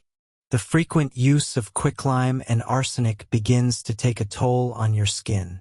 Over the years, the constant burning and plucking can lead to chronic inflammation. Your skin might become thickened and leathery in some places, or paper-thin and prone to tearing in others. Some women find that their hair never grows back correctly, leaving their hairlines patchy and their brows permanently barren. But in a society where your worth is tied directly to your appearance and your ability to signal your high status through your grooming, these are risks you take willingly. Think about the sheer amount of time you spend in this pursuit. While the men of your household are out hunting or practicing at arms, and while the servants are scrubbing floors and baking bread, you are sitting in the stillness of your chamber, meticulously destroying your own follicles. It is a silent, private war. There is no glory in it, only the quiet satisfaction of a smooth reflection. It is a form of discipline. It shows that you have the wealth to afford the ingredients and the leisure time to spend hours on your vanity. It shows that you have the iron will to endure the pain. As you finish your ritual, you apply a final layer of nut oil to give your skin a slight sheen. You want to glow. You want the candlelight of the great hall to bounce off your high forehead, making you appear as though you carry your own internal light. You wrap your hair in its elaborate braids and cover it with a veil of fine linen, ensuring that not a single stray lock escapes to ruin the geometry of your face. You stand up, your face tingling from the chemicals and the plucking, and you prepare to face the world. You are a masterpiece of artifice. You have erased the features that nature gave you and replaced them with the features that society demands. You are hairless, you are smooth, and in the eyes of the 14th century, you are perfect. You walk out of your chamber, a living statue, carrying the weight of your beauty with a serene, browless grace that hides the burning skin beneath. The morning air in your stone chamber is heavy with the scent of damp wool and the fading ghost of last night's hearth fire. You stand before a small, wooden basin, your breath blooming in a faint mist. In the corner of the room, a heavy bucket waits. It contains a liquid that looks deceptive, like a dark, murky tea, but your senses tell you something is different about it. It lacks the freshness of spring water. Instead, it carries a sharp, acrid odor that bites at the back of your throat. This is your cleanser. This is the lie. In your quest for the perfect, porcelain complexion that signifies both your high status and your moral purity, water alone is not enough. You have been taught since childhood that the skin must be stripped of its oils and its worldly grime to reveal the pale, angelic light beneath. To achieve this, you turn to one of the most volatile substances in your household, a chemical born from fire and water. You reach for the wood ashes. Think about the fireplace where you spent your evening. The logs have crumbled into a fine, gray powder. To a modern mind, this is waste, something to be swept away and forgotten.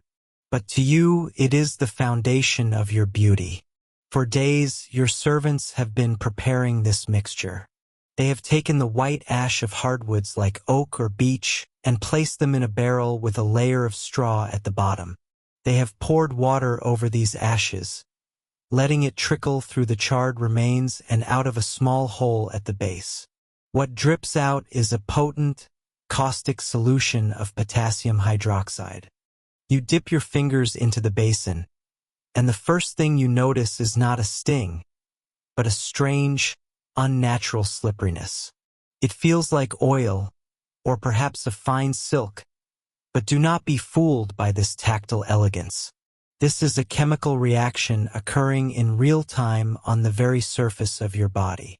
The lie is so hungry for organic matter that it is beginning to break down the fats and oils in your skin, essentially turning your own body into a form of crude soap.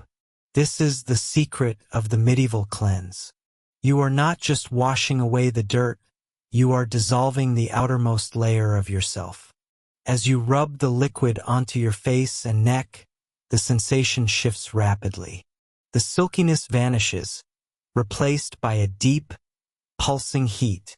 It is a slow burn, a creeping fire that seems to sink into your pores.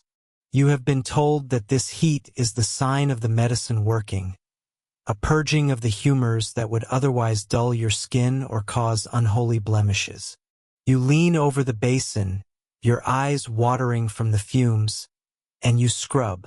You use a piece of coarse, unbleached linen, dipping it into the caustic water and scouring your forehead, your cheeks, and the tender skin under your jaw. The pain is a constant companion now. It is a sharp, prickling agony that makes your heart race. You can feel the skin tightening, pulling across your cheekbones as the lye reacts with your flesh. If you leave it on for even a few seconds too long, the redness will turn into raw, weeping sores. You have seen women in the village with permanent scarring, their faces a map of chemical burns because they sought a whiteness that their skin was never meant to hold. You must be precise. You must be fast. But the face is only the beginning. To be truly beautiful, to be the golden ideal celebrated by the poets, your hair must also be addressed. In the medieval world, hair that is dark or dull is often associated with a coarse nature. You want the hair of a queen, the hair of a saint, hair that looks as though it was spun from the rays of the midday sun. And so, you take that same caustic ash and prepare a different sort of ritual. You sit in the sunlight, perhaps in a small garden or near a large window, and you apply a paste made of wood ash mixed with vinegar or even a dash of quicklime if you are feeling particularly bold. The mixture is thick and gritty, and as it sits on your scalp, the burning begins again. This time it is hidden beneath your tresses. The lye works to strip away the natural pigments of your hair, bleaching it toward a pale, straw-like yellow. It is a brutal process. The caustic nature of the ash makes the hair brittle, snapping like dry twigs under the comb. You might lose clumps of it, your scalp becoming inflamed and flaky, but you endure it. You endure it because a woman with golden hair and a face as white as a lily is a woman who commands the room. As you rinse your face with cold, fresh water to stop the chemical reaction, the relief is overwhelming but brief.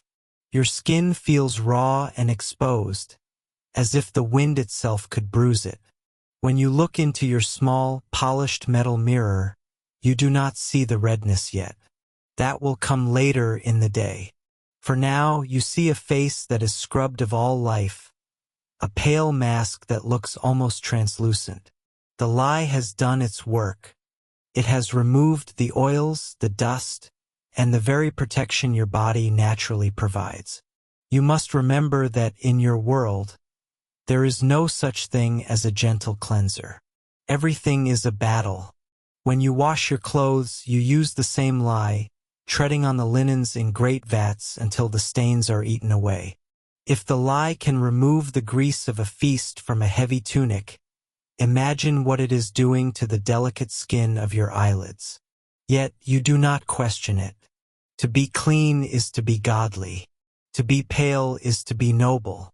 The fact that the process involves a substance that can dissolve hair and blister flesh is simply the price of your station.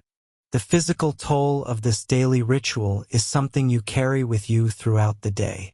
Your skin is often dry to the point of cracking, and you must apply animal fats or herbal ointments just to keep your face from splitting when you smile. But even those ointments carry their own risks, often containing heavy metals or floral waters that have been distilled in leaden pots.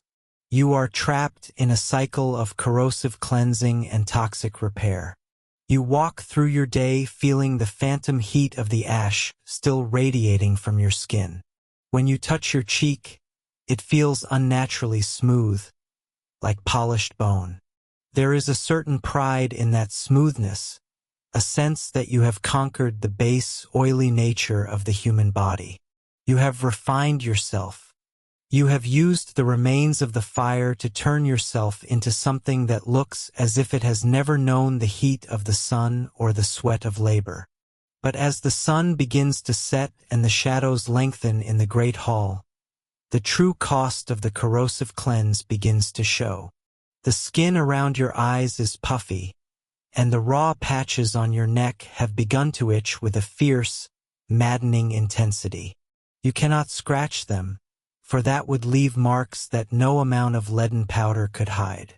You must remain still, a statue of white and gold, even as the lie continues its invisible work, thinning your skin year by year until you look aged far beyond your seasons. This is the paradox of your beauty. To look young and pure, you use the tools of destruction. You use the fire to clean the face. You use the caustic waste of the hearth to brighten your hair. You are a masterpiece built on a foundation of slow, deliberate erosion. And as you prepare to retire for the evening, passing by the fireplace where the new ashes are cooling, you look at that gray powder not with fear, but with a grim, practiced necessity. Tomorrow the burning will begin again. Tomorrow you will once more wash yourself in the ghost of the fire, peeling away the person you were to reveal the pale, fragile ghost you are expected to be.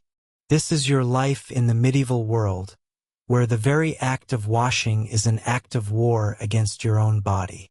You stand before a mirror of polished silver, the metal cold and slightly warped, reflecting a face that looks back at you with a ghost-like pallor.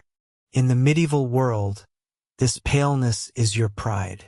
It tells the world you do not toil in the sun, that your hands do not pull weeds from the earth and your brow does not bake under the relentless heat of the harvest. You are a creature of the interior, a person of status. But as you stare at your reflection, something is missing. Your face is a canvas of white, but it lacks the vital spark of life that every courtly poem praises. The poets sing of lips like crushed cherries and cheeks that bloom like winter roses in the snow. To achieve this, you need blood. You need the crimson flow of your own life force to migrate to the surface of your skin, to swell and stain your features until you look like a living painting. However, the year is 1350, and the cosmetics available to you are often more dangerous than the diseases they aim to hide. You could reach for a pot of rouge made from lead or crushed cinnabar, but you know the stories. You have seen women whose skin turned gray and whose teeth rotted from the use of such heavy metals. No, you want something more natural. You want a beauty that comes from within, even if it requires a little help from a creature that dwells in the dark, muddy depths of the local marsh. You are waiting for the arrival of the leech gatherer. When the practitioner arrives, they do not carry brushes or powders. Instead, they carry a ceramic jar filled with stagnant pond water. Inside, dozens of dark, ribbon-like shapes undulate with a rhythmic, hypnotic grace. These are Hirudo medicinalis, the medicinal leeches. To the modern mind, they are the stuff of nightmares, but to you, they are the ultimate tool in your vanity kit.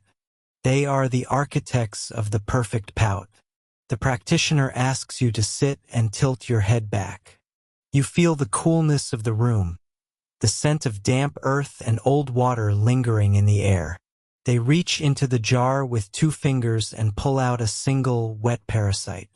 It is dark, almost black, with fine orange stripes running down its back. It is cold. It is slimy.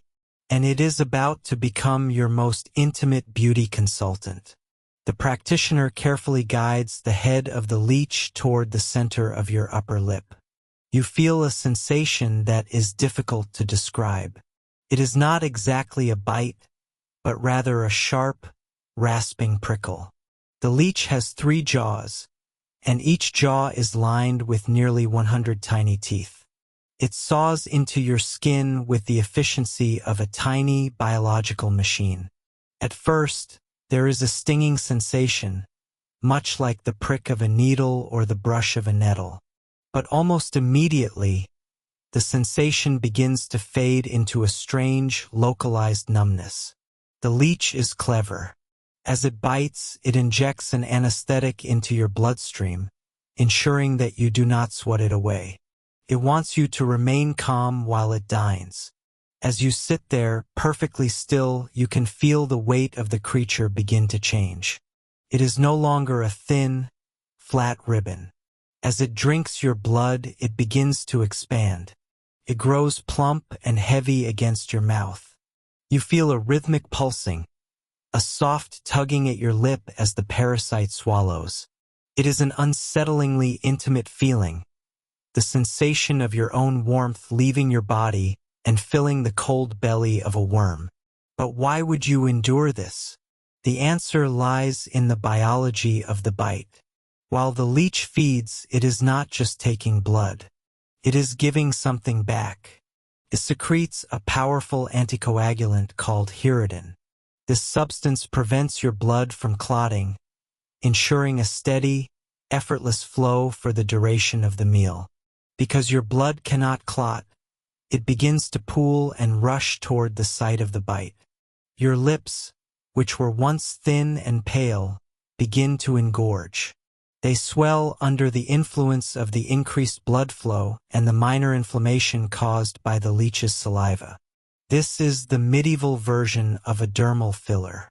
By the time the leech has finished its meal, which might take 20 to 40 minutes, your lips are no longer the lips you started with. They are vibrant. They are swollen. They are a deep, bruised crimson that no berry juice or stained petal could ever truly replicate. This is a flush that comes from the deep tissues, a look of health and vitality that is ironically achieved through a controlled form of parasitism. Once the leech is full, it will naturally drop off, falling into the practitioner's waiting hand or a bowl. But the process is not over for you. Because of that anticoagulant, the small, Y-shaped incisions will continue to bleed. For hours or even a full day, your lips will slowly seep blood. This is considered a benefit. In the medieval mind, health is a matter of the four humors: blood, phlegm, yellow bile, and black bile. It is believed that many illnesses and even bouts of ugliness are caused by an excess of blood or a stagnation of the humors. By allowing these tiny wounds to weep, you are supposedly purifying your system. You are draining away the stagnant, heavy blood and allowing the fresh, youthful essence to rise to the surface. You spend the afternoon dabbing at your mouth with a clean linen cloth, watching as the fabric turns red. You look in the mirror again. The transformation is striking. Your lips look bestung, full and pouting, catching the light in a way they never did before. Your skin, though still pale, has a new translucency because the bloodletting has slightly lowered your overall blood volume, making your complexion even whiter by comparison. You have achieved the medieval ideal, the snow-white face and the blood-red lip. However, the cost of this beauty is more than just the temporary discomfort of the bite. There is the risk of infection. The water the leeches live in is far from sterile, and the jaws of the creature can carry bacteria that your body is ill-equipped to fight. A beauty treatment can quickly turn into a nightmare of swelling that does not stop, of pus and fever that could leave your face scarred for life. If the practitioner is not careful and places the leech too close to the sensitive mucous membranes inside the mouth, the swelling can become so extreme that it interferes with your ability to speak or even eat. There is also the danger of overdoing it. History tells us of noblewomen who became so obsessed with the pale, drained look that they used leeches not just on their lips, but behind their ears and on their temples daily. They would drain themselves until they were on the verge of fainting, their bodies weakened by chronic anemia. They moved through the drafty stone corridors of their castles like living ghosts, their hearts racing as they struggled to pump the little blood they had left. All of this for the sake of a trend that dictated that the closer you looked to death, the more beautiful you were. As you sit in your chamber, the afternoon light fading, you feel a slight throb in your lips. The swelling is at its peak. You prepare for a feast or a gathering in the great hall, knowing that when you enter, the candlelight will hit those vibrant, swollen lips and every head will turn. They will see a person of wealth, a person who can afford the services of a leech gatherer, a person who possesses the fortitude to endure the bite of the parasite for the sake of the aesthetic. In your world, beauty is not a soft thing. It is not a matter of gentle creams and sweet-smelling oils. It is a discipline. It is a battle fought with the tools of nature, no matter how grotesque they may seem. You have allowed a cold, eyeless creature to feast on your life force so that you might bloom for a few hours in the eyes of your peers. To you, the sight of your own blood on a linen cloth is not a sign of injury, but a badge of dedication.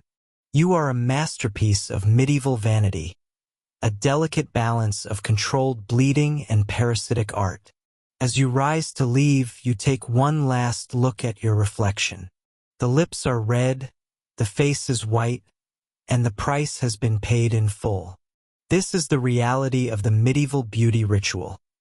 A world where the line between medicine and vanity is as thin as a leech's jaw, and where you are willing to be broken, bit by bit, to achieve a fleeting moment of perfection. You have survived the lead-based paints that eat away at your skin and the leeches that drain your vitality in the name of a pale complexion. You have endured the burning of lye and the plucking of your hairline. But as you stand in the center of a crowded ballroom or walk through the narrow, winding corridors of a medieval palace, a new challenge greets you. It is a challenge that does not strike at your reflection, but at your senses. It is an invisible enemy, heavy and suffocating. It is the smell of the world you inhabit. To understand the beauty rituals of the medieval period, you must first understand the sensory landscape of the time. This is not the sterilized, deodorized world you know.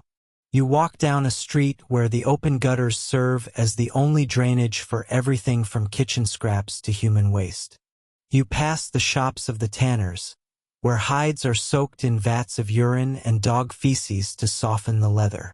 The air is thick with the scent of wood smoke, rotting straw, and the unwashed bodies of thousands of people who believe that submerging themselves in water is a dangerous invitation to disease. In this world, beauty is not just about what people see. It is about what they smell. If you are a person of status, a person who aspires to the heights of courtly grace, you cannot allow yourself to smell like the common reality of your existence. You must create a personal atmosphere, a scented shield that separates you from the stench of mortality. And to do this, you will turn to one of the most potent, expensive, and frankly, revolting substances known to man: civet. Close your eyes and imagine the heavy, golden chain hanging around your neck. At the end of it swings a pomander, a perforated metal sphere, often made of silver or gold, etched with intricate patterns of vines and mythical beasts. Inside the sphere sits a waxy, dark paste. As you move, the heat from your body warms the metal, and the paste begins to release its soul. At first, the scent is overwhelming. It is deep, musky, and floral, but underneath that sweetness, there is something primal, something fecal. This is the scent of the civet cat, and it is the height of medieval luxury. The civet cat is not actually a cat at all, but a small, nocturnal mammal found in the distant reaches of Africa and Asia. The substance you are wearing is a secretion from the animal's perennial glands, located near its tail. In its raw form, the scent is so powerful it can cause nausea and dizziness. It is a thick, yellowish paste that smells of pure, concentrated musk and decay. But the medieval alchemist and the high-born lady know a secret. When this foul paste is diluted, when it is aged and blended with resins and spices, it transforms. It becomes the ultimate mask. You spend a fortune to obtain this musk, It has traveled thousands of miles by caravan and ship, passing through the hands of dozens of merchants, each one taking their cut. By the time it reaches you, it is worth more than its weight in gold. You do not just wear it for the scent. You wear it because it is a signal of your power. To smell of civet is to tell the world that you have the resources to command the exotic, to tame the wild, and to drown out the stench of the commoners who press against you in the market square. But the use of civet is not merely an act of vanity. In your world, smell is tied directly to health and the state of the soul. You believe in the theory of miasma, the idea that diseases like the plague are carried through the air by bad smells. To encounter a foul odor is to encounter death itself. If you can surround yourself with a cloud of heavy, animalistic perfume, you are doing more than just smelling good. You are building a wall of scent that you believe will protect your very life. You are literally breathing in your wealth as a form of medicine. Think about the process of getting ready for a feast. You have not bathed your entire body in weeks, perhaps months. Your heavy velvet gown, embroidered with silver thread, has never been washed. Cannot be. Instead, it is brushed and aired out. But the layers of sweat and the smells of the kitchens where you spent your morning have settled deep into the fibers. To combat this, you take a small amount of the civet paste and rub it into the pulse points of your wrists and behind your ears. You saturate your leather gloves in oils infused with civet and ambergris. The leather of your gloves is a particular problem. Because the tanning process is so incredibly foul, the leather itself retains a scent of rot and ammonia. You cannot wear them to court in their natural state. So, they are soaked for days in scent, until the skin of the dead animal on your hands smells like the exotic musk of a living one. When you reach out to offer your hand to a suitor, or when you raise your fingers to your face, you are met not with the smell of the tannery, but with the heavy, cloying perfume that has become your second skin. As the evening progresses, the heat of the crowded hall increases. There are hundreds of people packed into a space lit by guttering tallow candles, which themselves smell of burning animal fat. The floor is covered in rushes, a thick layer of dried grass and herbs intended to soak up the spills and the filth of the day. But beneath the fresh layer of rushes lies months of old straw, hiding bones, spilled ale, and the droppings of the dogs that roam the hall. As the crowd dances and moves, they stir up the air. This is when the civet truly goes to work. It is a bass note, a scent that lingers and anchors everything else. While lighter scents like rose water or lavender would evaporate in moments, the civet clings. It mixes with the smell of the spices being served at the table, the cloves, the cinnamon, and the nutmeg. It mingles with the sweat of the dancers. The result is a thick, dizzying atmosphere that would be unbearable to a modern nose. It is a sensory overload, a clashing of the heavenly and the carnal. You find yourself trapped in a paradox. To be beautiful and to be clean in the eyes of your peers, you must coat yourself in the glandular secretions of a wild animal. You are masking the smell of human decay with the smell of animal musk. There is no freshness here, no scent of rain or clean linen. Everything is heavy. Everything is concentrated. You live in a world where the highest compliment is that you smell like an exotic beast rather than a human being. Consider the physical toll of this ritual. The constant exposure to such heavy, concentrated scents often leads to chronic headaches and respiratory issues. The pastes you rub into your skin are rarely pure.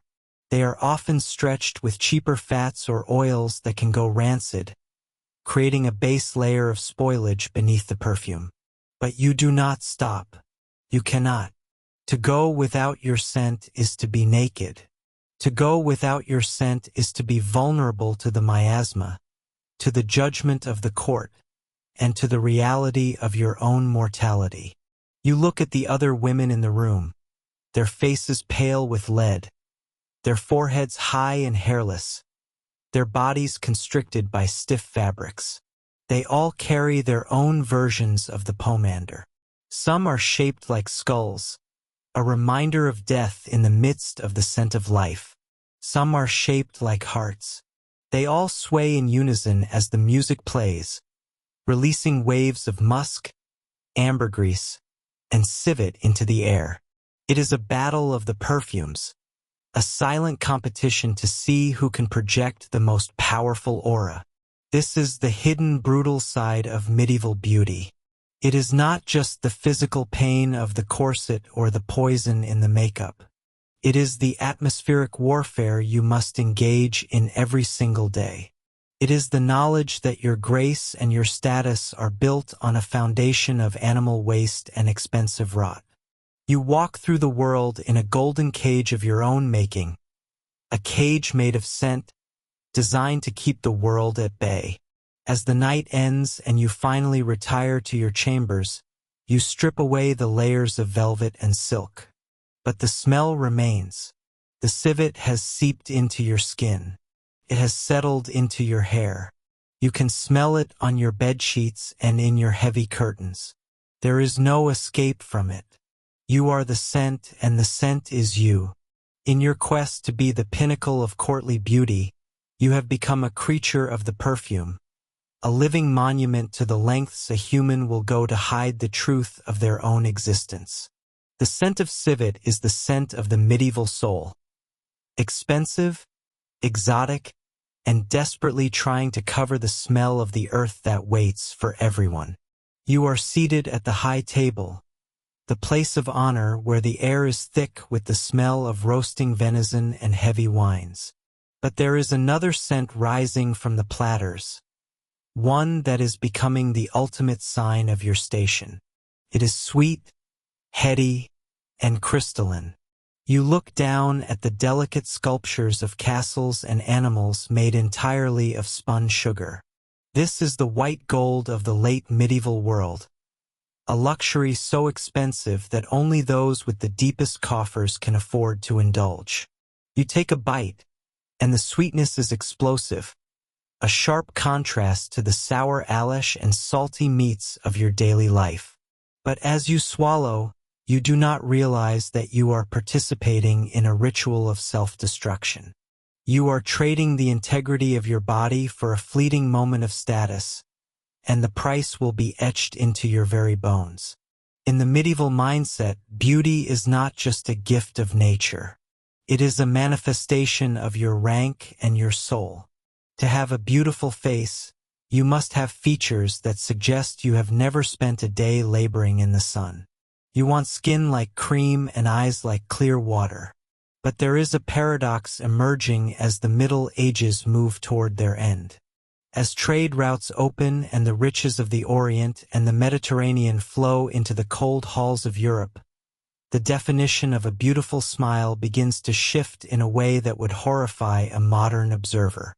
You find yourself caught in a world where the very things that make you look wealthy are the things that are rotting you from the inside out. Imagine the sensation of your gums receding, the constant dull throb that becomes a sharp electric spike of pain every time you breathe in the cold winter air.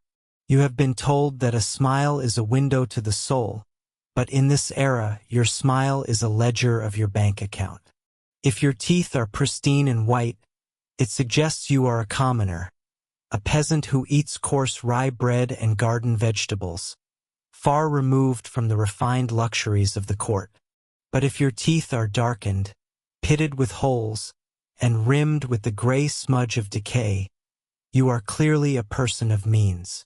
You are someone who can afford the finest imports from the East. You are someone who lives the sweet life, even as it kills you. Sugar was not always the villain of the story.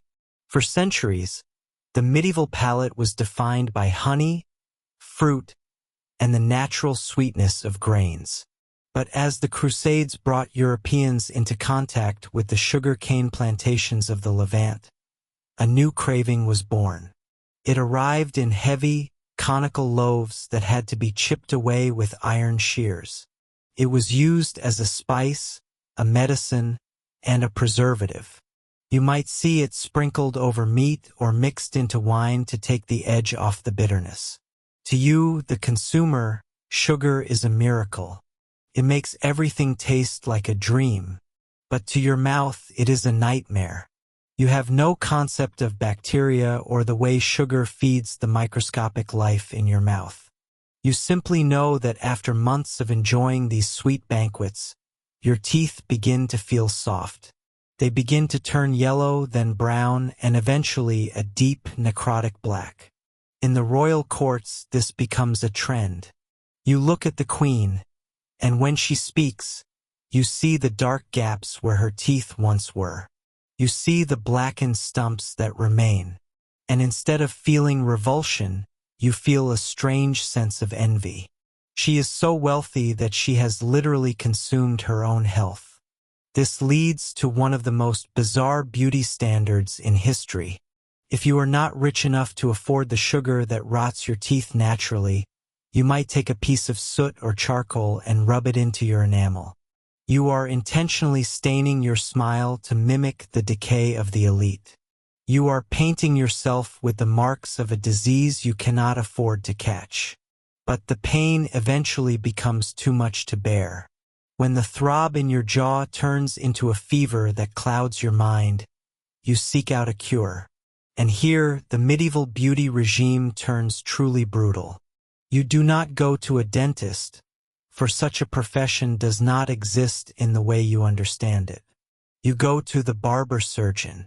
You sit in a wooden chair, perhaps in a public square or a cramped shop smelling of old blood and singed hair. There is no anesthesia. There is only a stiff drink of ale if you are lucky and the iron grip of the surgeon's assistant holding your head still. You watch as he pulls out a pair of heavy pliers or a terrifying tool called a dental key. He hooks it around the tooth that is causing you such agony and, with a brutal twist of his wrist, he wrenches it from your jaw. You feel the crunch of bone and the hot rush of copper tasting blood. You might lose several teeth in one sitting, the surgeon tossing them into a bowl like discarded stones. When you stand up, your face is swollen and your mouth is a ruin, but the source of the rot is gone. You are left with a jagged, uneven smile that you must now maintain if you wish to remain beautiful in the eyes of your peers. To keep your remaining teeth from following the same path, you turn to the beauty manuals of the day. You read that you should wash your mouth with a mixture of vinegar and honey, unaware that the acid in the vinegar is stripping away your enamel, while the sugar in the honey is feeding the next round of decay. You might use a chew stick made of licorice root or a rough linen cloth dipped in a paste of pulverized marble and salt. You scrub until your gums bleed, thinking that the grit is scouring away the impurity. In reality, you are sanding down your teeth, making them even more vulnerable to the next sweet treat that comes your way. There is a desperate, frantic energy to medieval dental care. You might be told to rub your teeth with the ashes of burnt rosemary or the soot from your fireplace. The logic is simple. If black is the color of status, then perhaps a controlled blackness can hide the uncontrolled rot. You use these abrasive powders every morning, feeling the grit between your molars. You are trying to find a balance between the aesthetic of wealth and the physical reality of survival. You want the dark look of the sugar eater, but you do not want the agonizing abscesses that come with it. Consider the social pressure of the medieval smile. When you walk through the crowded market, you keep your lips pressed tight. A wide, toothy grin is a sign of low birth or madness. The ideal face is one of composed, serene gravity. You speak through your teeth, barely opening your mouth, a habit that becomes common among the nobility. This muffled way of speaking isn't just a sign of refinement. It is a practical way to hide the stench of your breath. Without the benefit of modern hygiene, The medieval mouth is a place of fermenting food and dying tissue. You carry a pomander, a ball of ambergris and dried flowers, and you hold it to your nose as you talk, hoping the perfume will mask the scent of your own decay. You are living in a time where beauty is a constant battle against the elements and your own desires. You want the sugar because it is the ultimate luxury, the one thing that separates you from the muddy reality of the peasant in the field. But the sugar is a poison that marks you. It ruins your breath, it hollows out your cheeks as your teeth fail, and it leaves you in a state of chronic, low-level pain that defines your adult life. You see the destruction in the mirror, but you cannot stop. Every feast is a test of your resolve. The medieval smile is a testament to the lengths humans will go to for the sake of appearances. You will endure the acid wash of vinegar, the scouring of salt and soot, and the terrifying shadow of the barber-surgeon's pliers, all to maintain a look that says you are better than your neighbor. You will stain your own teeth with charcoal to look like a queen who is rotting from within. You will celebrate the very thing that is breaking you. As the sun sets over the castle spires, you take one last bite of a sugared almond. You feel the familiar, sharp twinge in the back of your jaw, a reminder that the rot is still there, waiting. You wash it down with a goblet of spiced wine, the sugar and the acid mingling in your mouth, continuing the slow work of destruction. You smile, a small, tight, guarded expression, and you know that in this world, beauty is not a state of health. It is a sacrifice. It is a slow, sweet descent into the soot and the dark, a price you are more than willing to pay to prove that you belong among the elite, even if it breaks your smile forever. You stand in the center of your bedchamber, the morning sun cutting through the narrow window in a single sharp blade of light.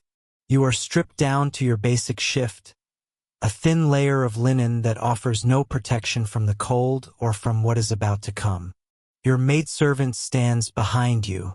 You hear her taking a deep breath, and you know she is bracing herself. You reach out and grip the heavy bedpost of your four-poster bed, your knuckles turning white against the dark, carved oak. You need the anchor. You need something solid to hold on to because your own body is about to become an architectural project. In this era, beauty is not about the natural sway of a woman's hips or the soft curve of her waist. To be beautiful is to be disciplined. To be noble is to be rigid. You are being prepared for the daily ritual of the rib cage constraint, a process designed to erase the softness of your biology and replace it with the unyielding lines of a maidenly column. This is the era of the flattened torso, where the ideal silhouette is not an hourglass, but a cone. You feel the first weight of the stiffened bodice against your back. It is reinforced with buckram, layered linen, and perhaps even thin strips of wood or the dreaded whalebone. At this stage in history, these garments are the precursors to the corset, often called stays or a pair of bodies. They are not merely clothing. They are an exoskeleton. Your maidservant begins to thread the laces through the hand-stitched eyelets. She starts at the bottom near your hips and begins to work her way up.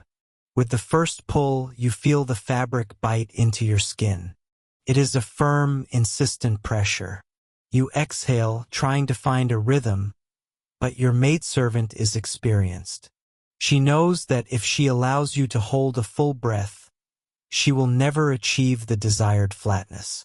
She waits for you to breathe out, and then she yanks. The air is forced from your lungs in a sharp puff. You feel your lower ribs being nudged inward, moving toward a place they were never meant to inhabit. You look down at your chest. The goal here is a total suppression of the feminine form. Your breasts are not highlighted or lifted. They are compressed, pushed down and flattened until your chest is a smooth, slanted plane. It is meant to signal purity and a rejection of the fleshly temptations that the Church warns against. By erasing the curves of your womanhood, you are signaling your status as a highborn lady of virtue. But the cost of this virtue is a constant, dull ache that begins at your sternum and radiates through your entire torso. The lacing continues. Your maidservant plants her foot against the small of your back for leverage. This is not a gentle process. You feel the whalebone or the wooden busk down the center of your chest pressing hard against your breastbone. If you try to slouch, the wood bites into your throat. If you try to bend over, the rigid materials poke into your hips. You are being locked into a vertical existence.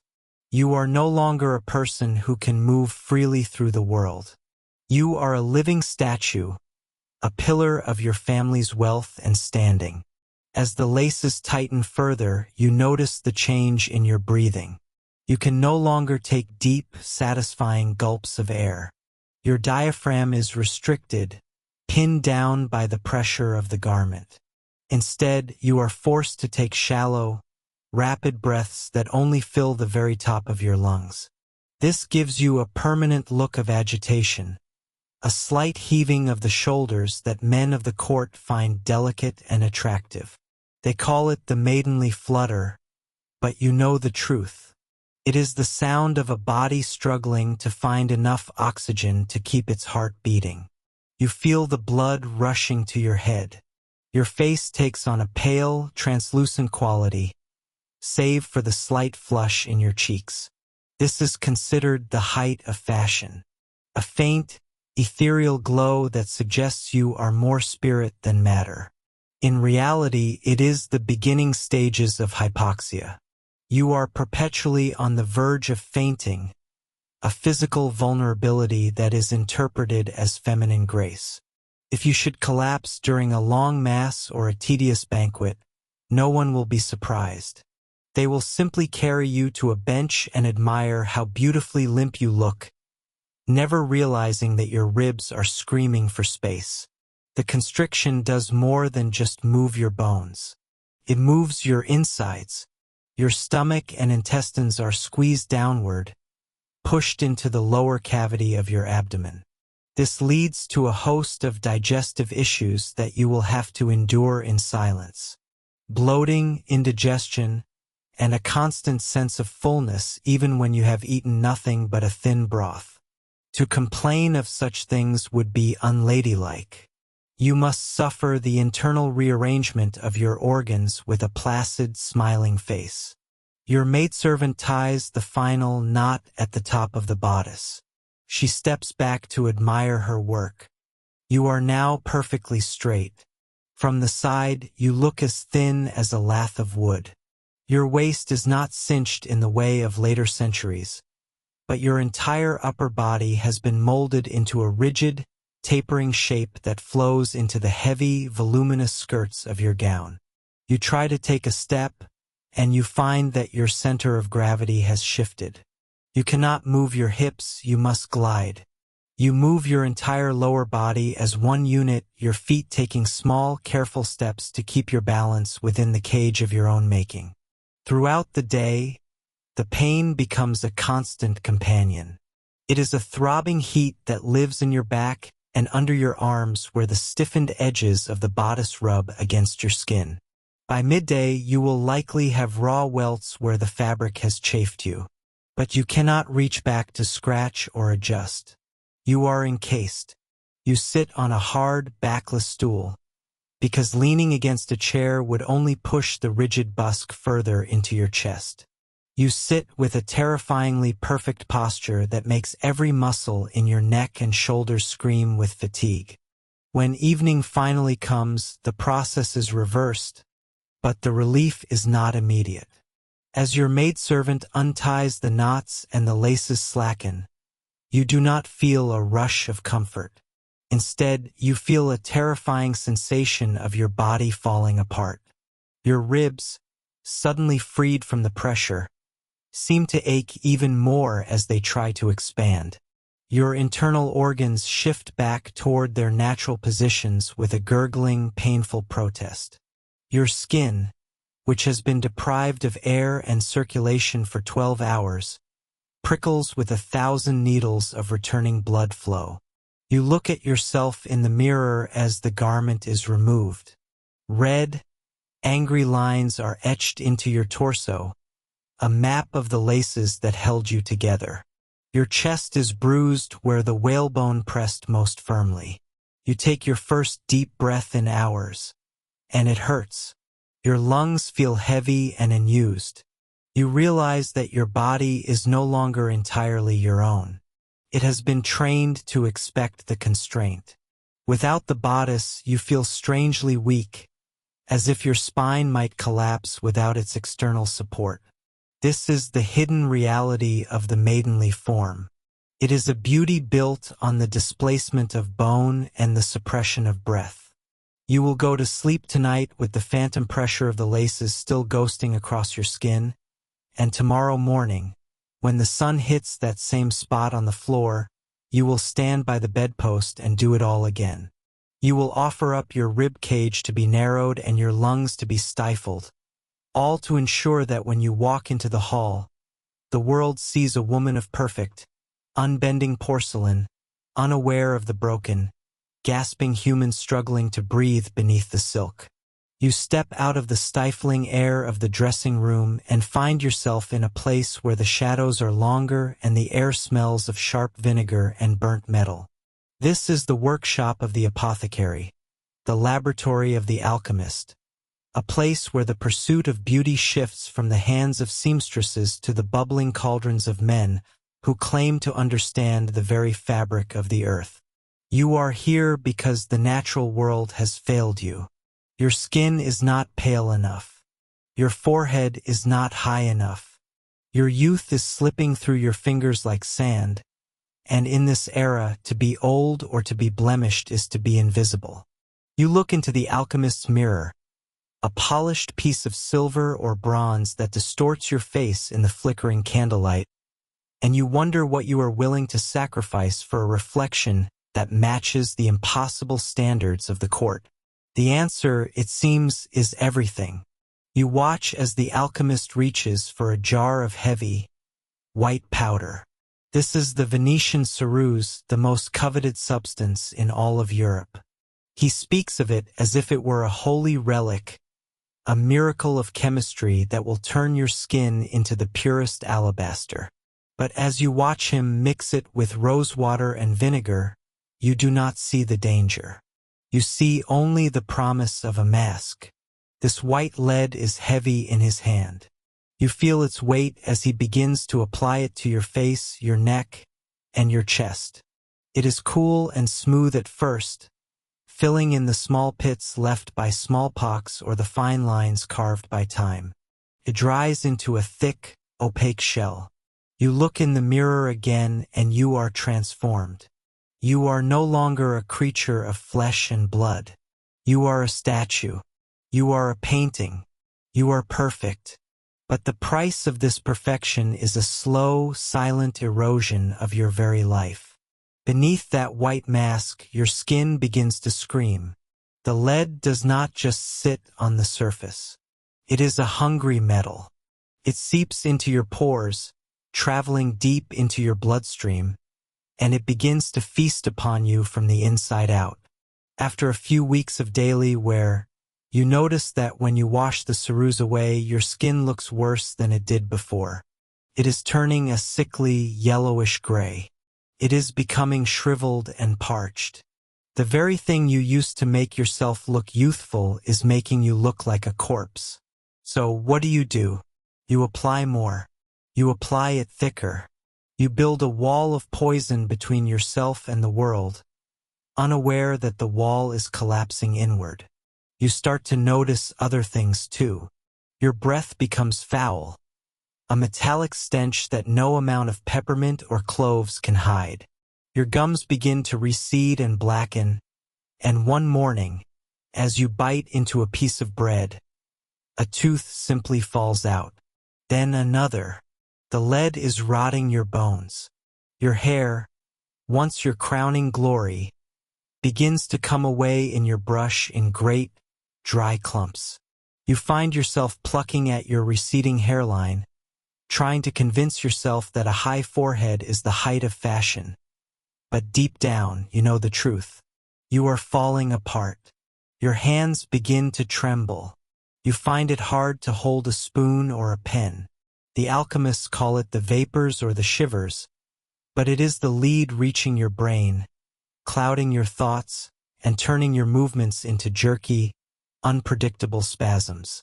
But the alchemist has a cure for your fading complexion, or so he claims. He pulls a small vial from a high shelf. Inside is a liquid that moves like living silver. This is mercury. To the medieval mind, mercury is a magical substance, a metal that is also a liquid, a bridge between the physical and the spiritual. He tells you it will remove the redness from your skin and erase the freckles that the sun has dared to leave upon your face. He creates a wash called sublimate of mercury. As you apply it, you feel a sharp, stinging heat. It is literally peeling the top layer of your skin away. For a day or two, you look fresh and pink, like a newborn babe. But then the peeling does not stop. The mercury continues its work, eating away at the healthy tissue. You begin to suffer from a relentless, burning thirst. Your throat feels as though it is lined with sandpaper. You find yourself pacing your chamber at night, unable to sleep, your mind racing with paranoid thoughts. You see shadows moving in the corners of your eyes that are not there. The mercury is a thief of sanity.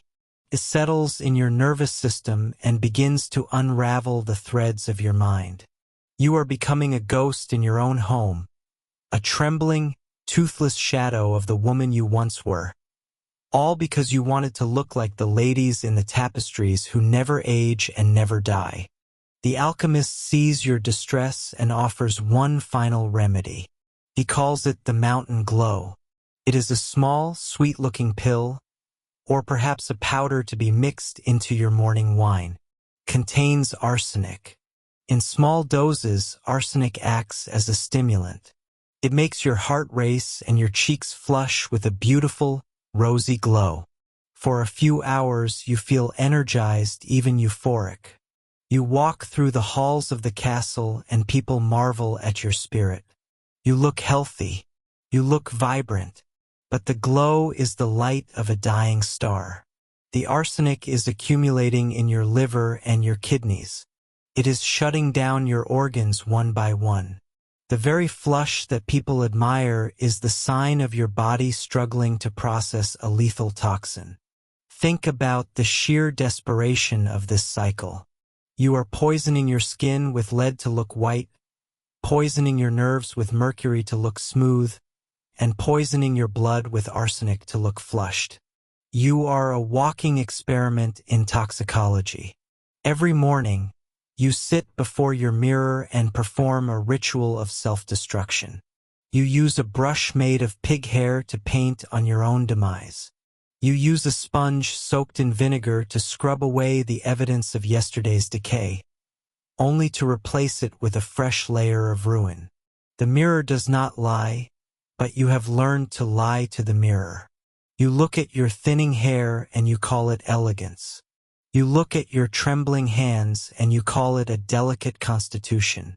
You look at your blackened teeth and you simply stop smiling, training your face into a mask of cold, distant dignity. This is the ultimate irony of medieval beauty. The more you strive for the ideal, the further you drift from the reality of being a living, breathing human being. You are becoming an object, a porcelain doll that is beautiful to look at from a distance but is shattered and hollow on the inside. As you sit in the alchemist's workshop, the air heavy with the fumes of his work, you realize that your life will be much shorter than those of the peasants who work in the fields. They are tanned by the sun, their skin toughened by the wind, their hands calloused and dirty. You look down upon them from your carriage, pitying their coarse appearance and their lack of refinement. but they will live to see their grandchildren. They will retain their teeth and their wits until their final days. You, in your pursuit of the alchemist's secrets, have traded decades of life for a few years of artificial perfection.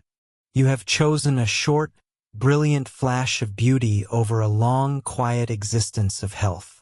The candle flickers and goes out, leaving you in the dark with the smell of lead and roses.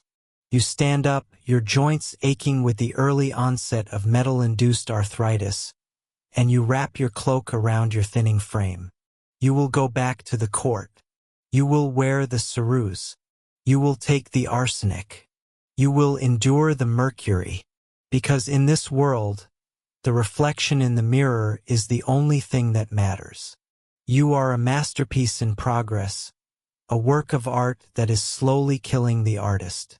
You walk toward the door, your steps unsteady, your mind a haze of toxic fog, ready to face the world with a face that is not yours, a face that is a lie, a face that is a beautiful, shimmering shroud for the person you used to be. The alchemist watches you go, already reaching for his mortar and pestle to grind the next batch of poison for the next woman who wants to live forever in a reflection, even if it means dying in the light.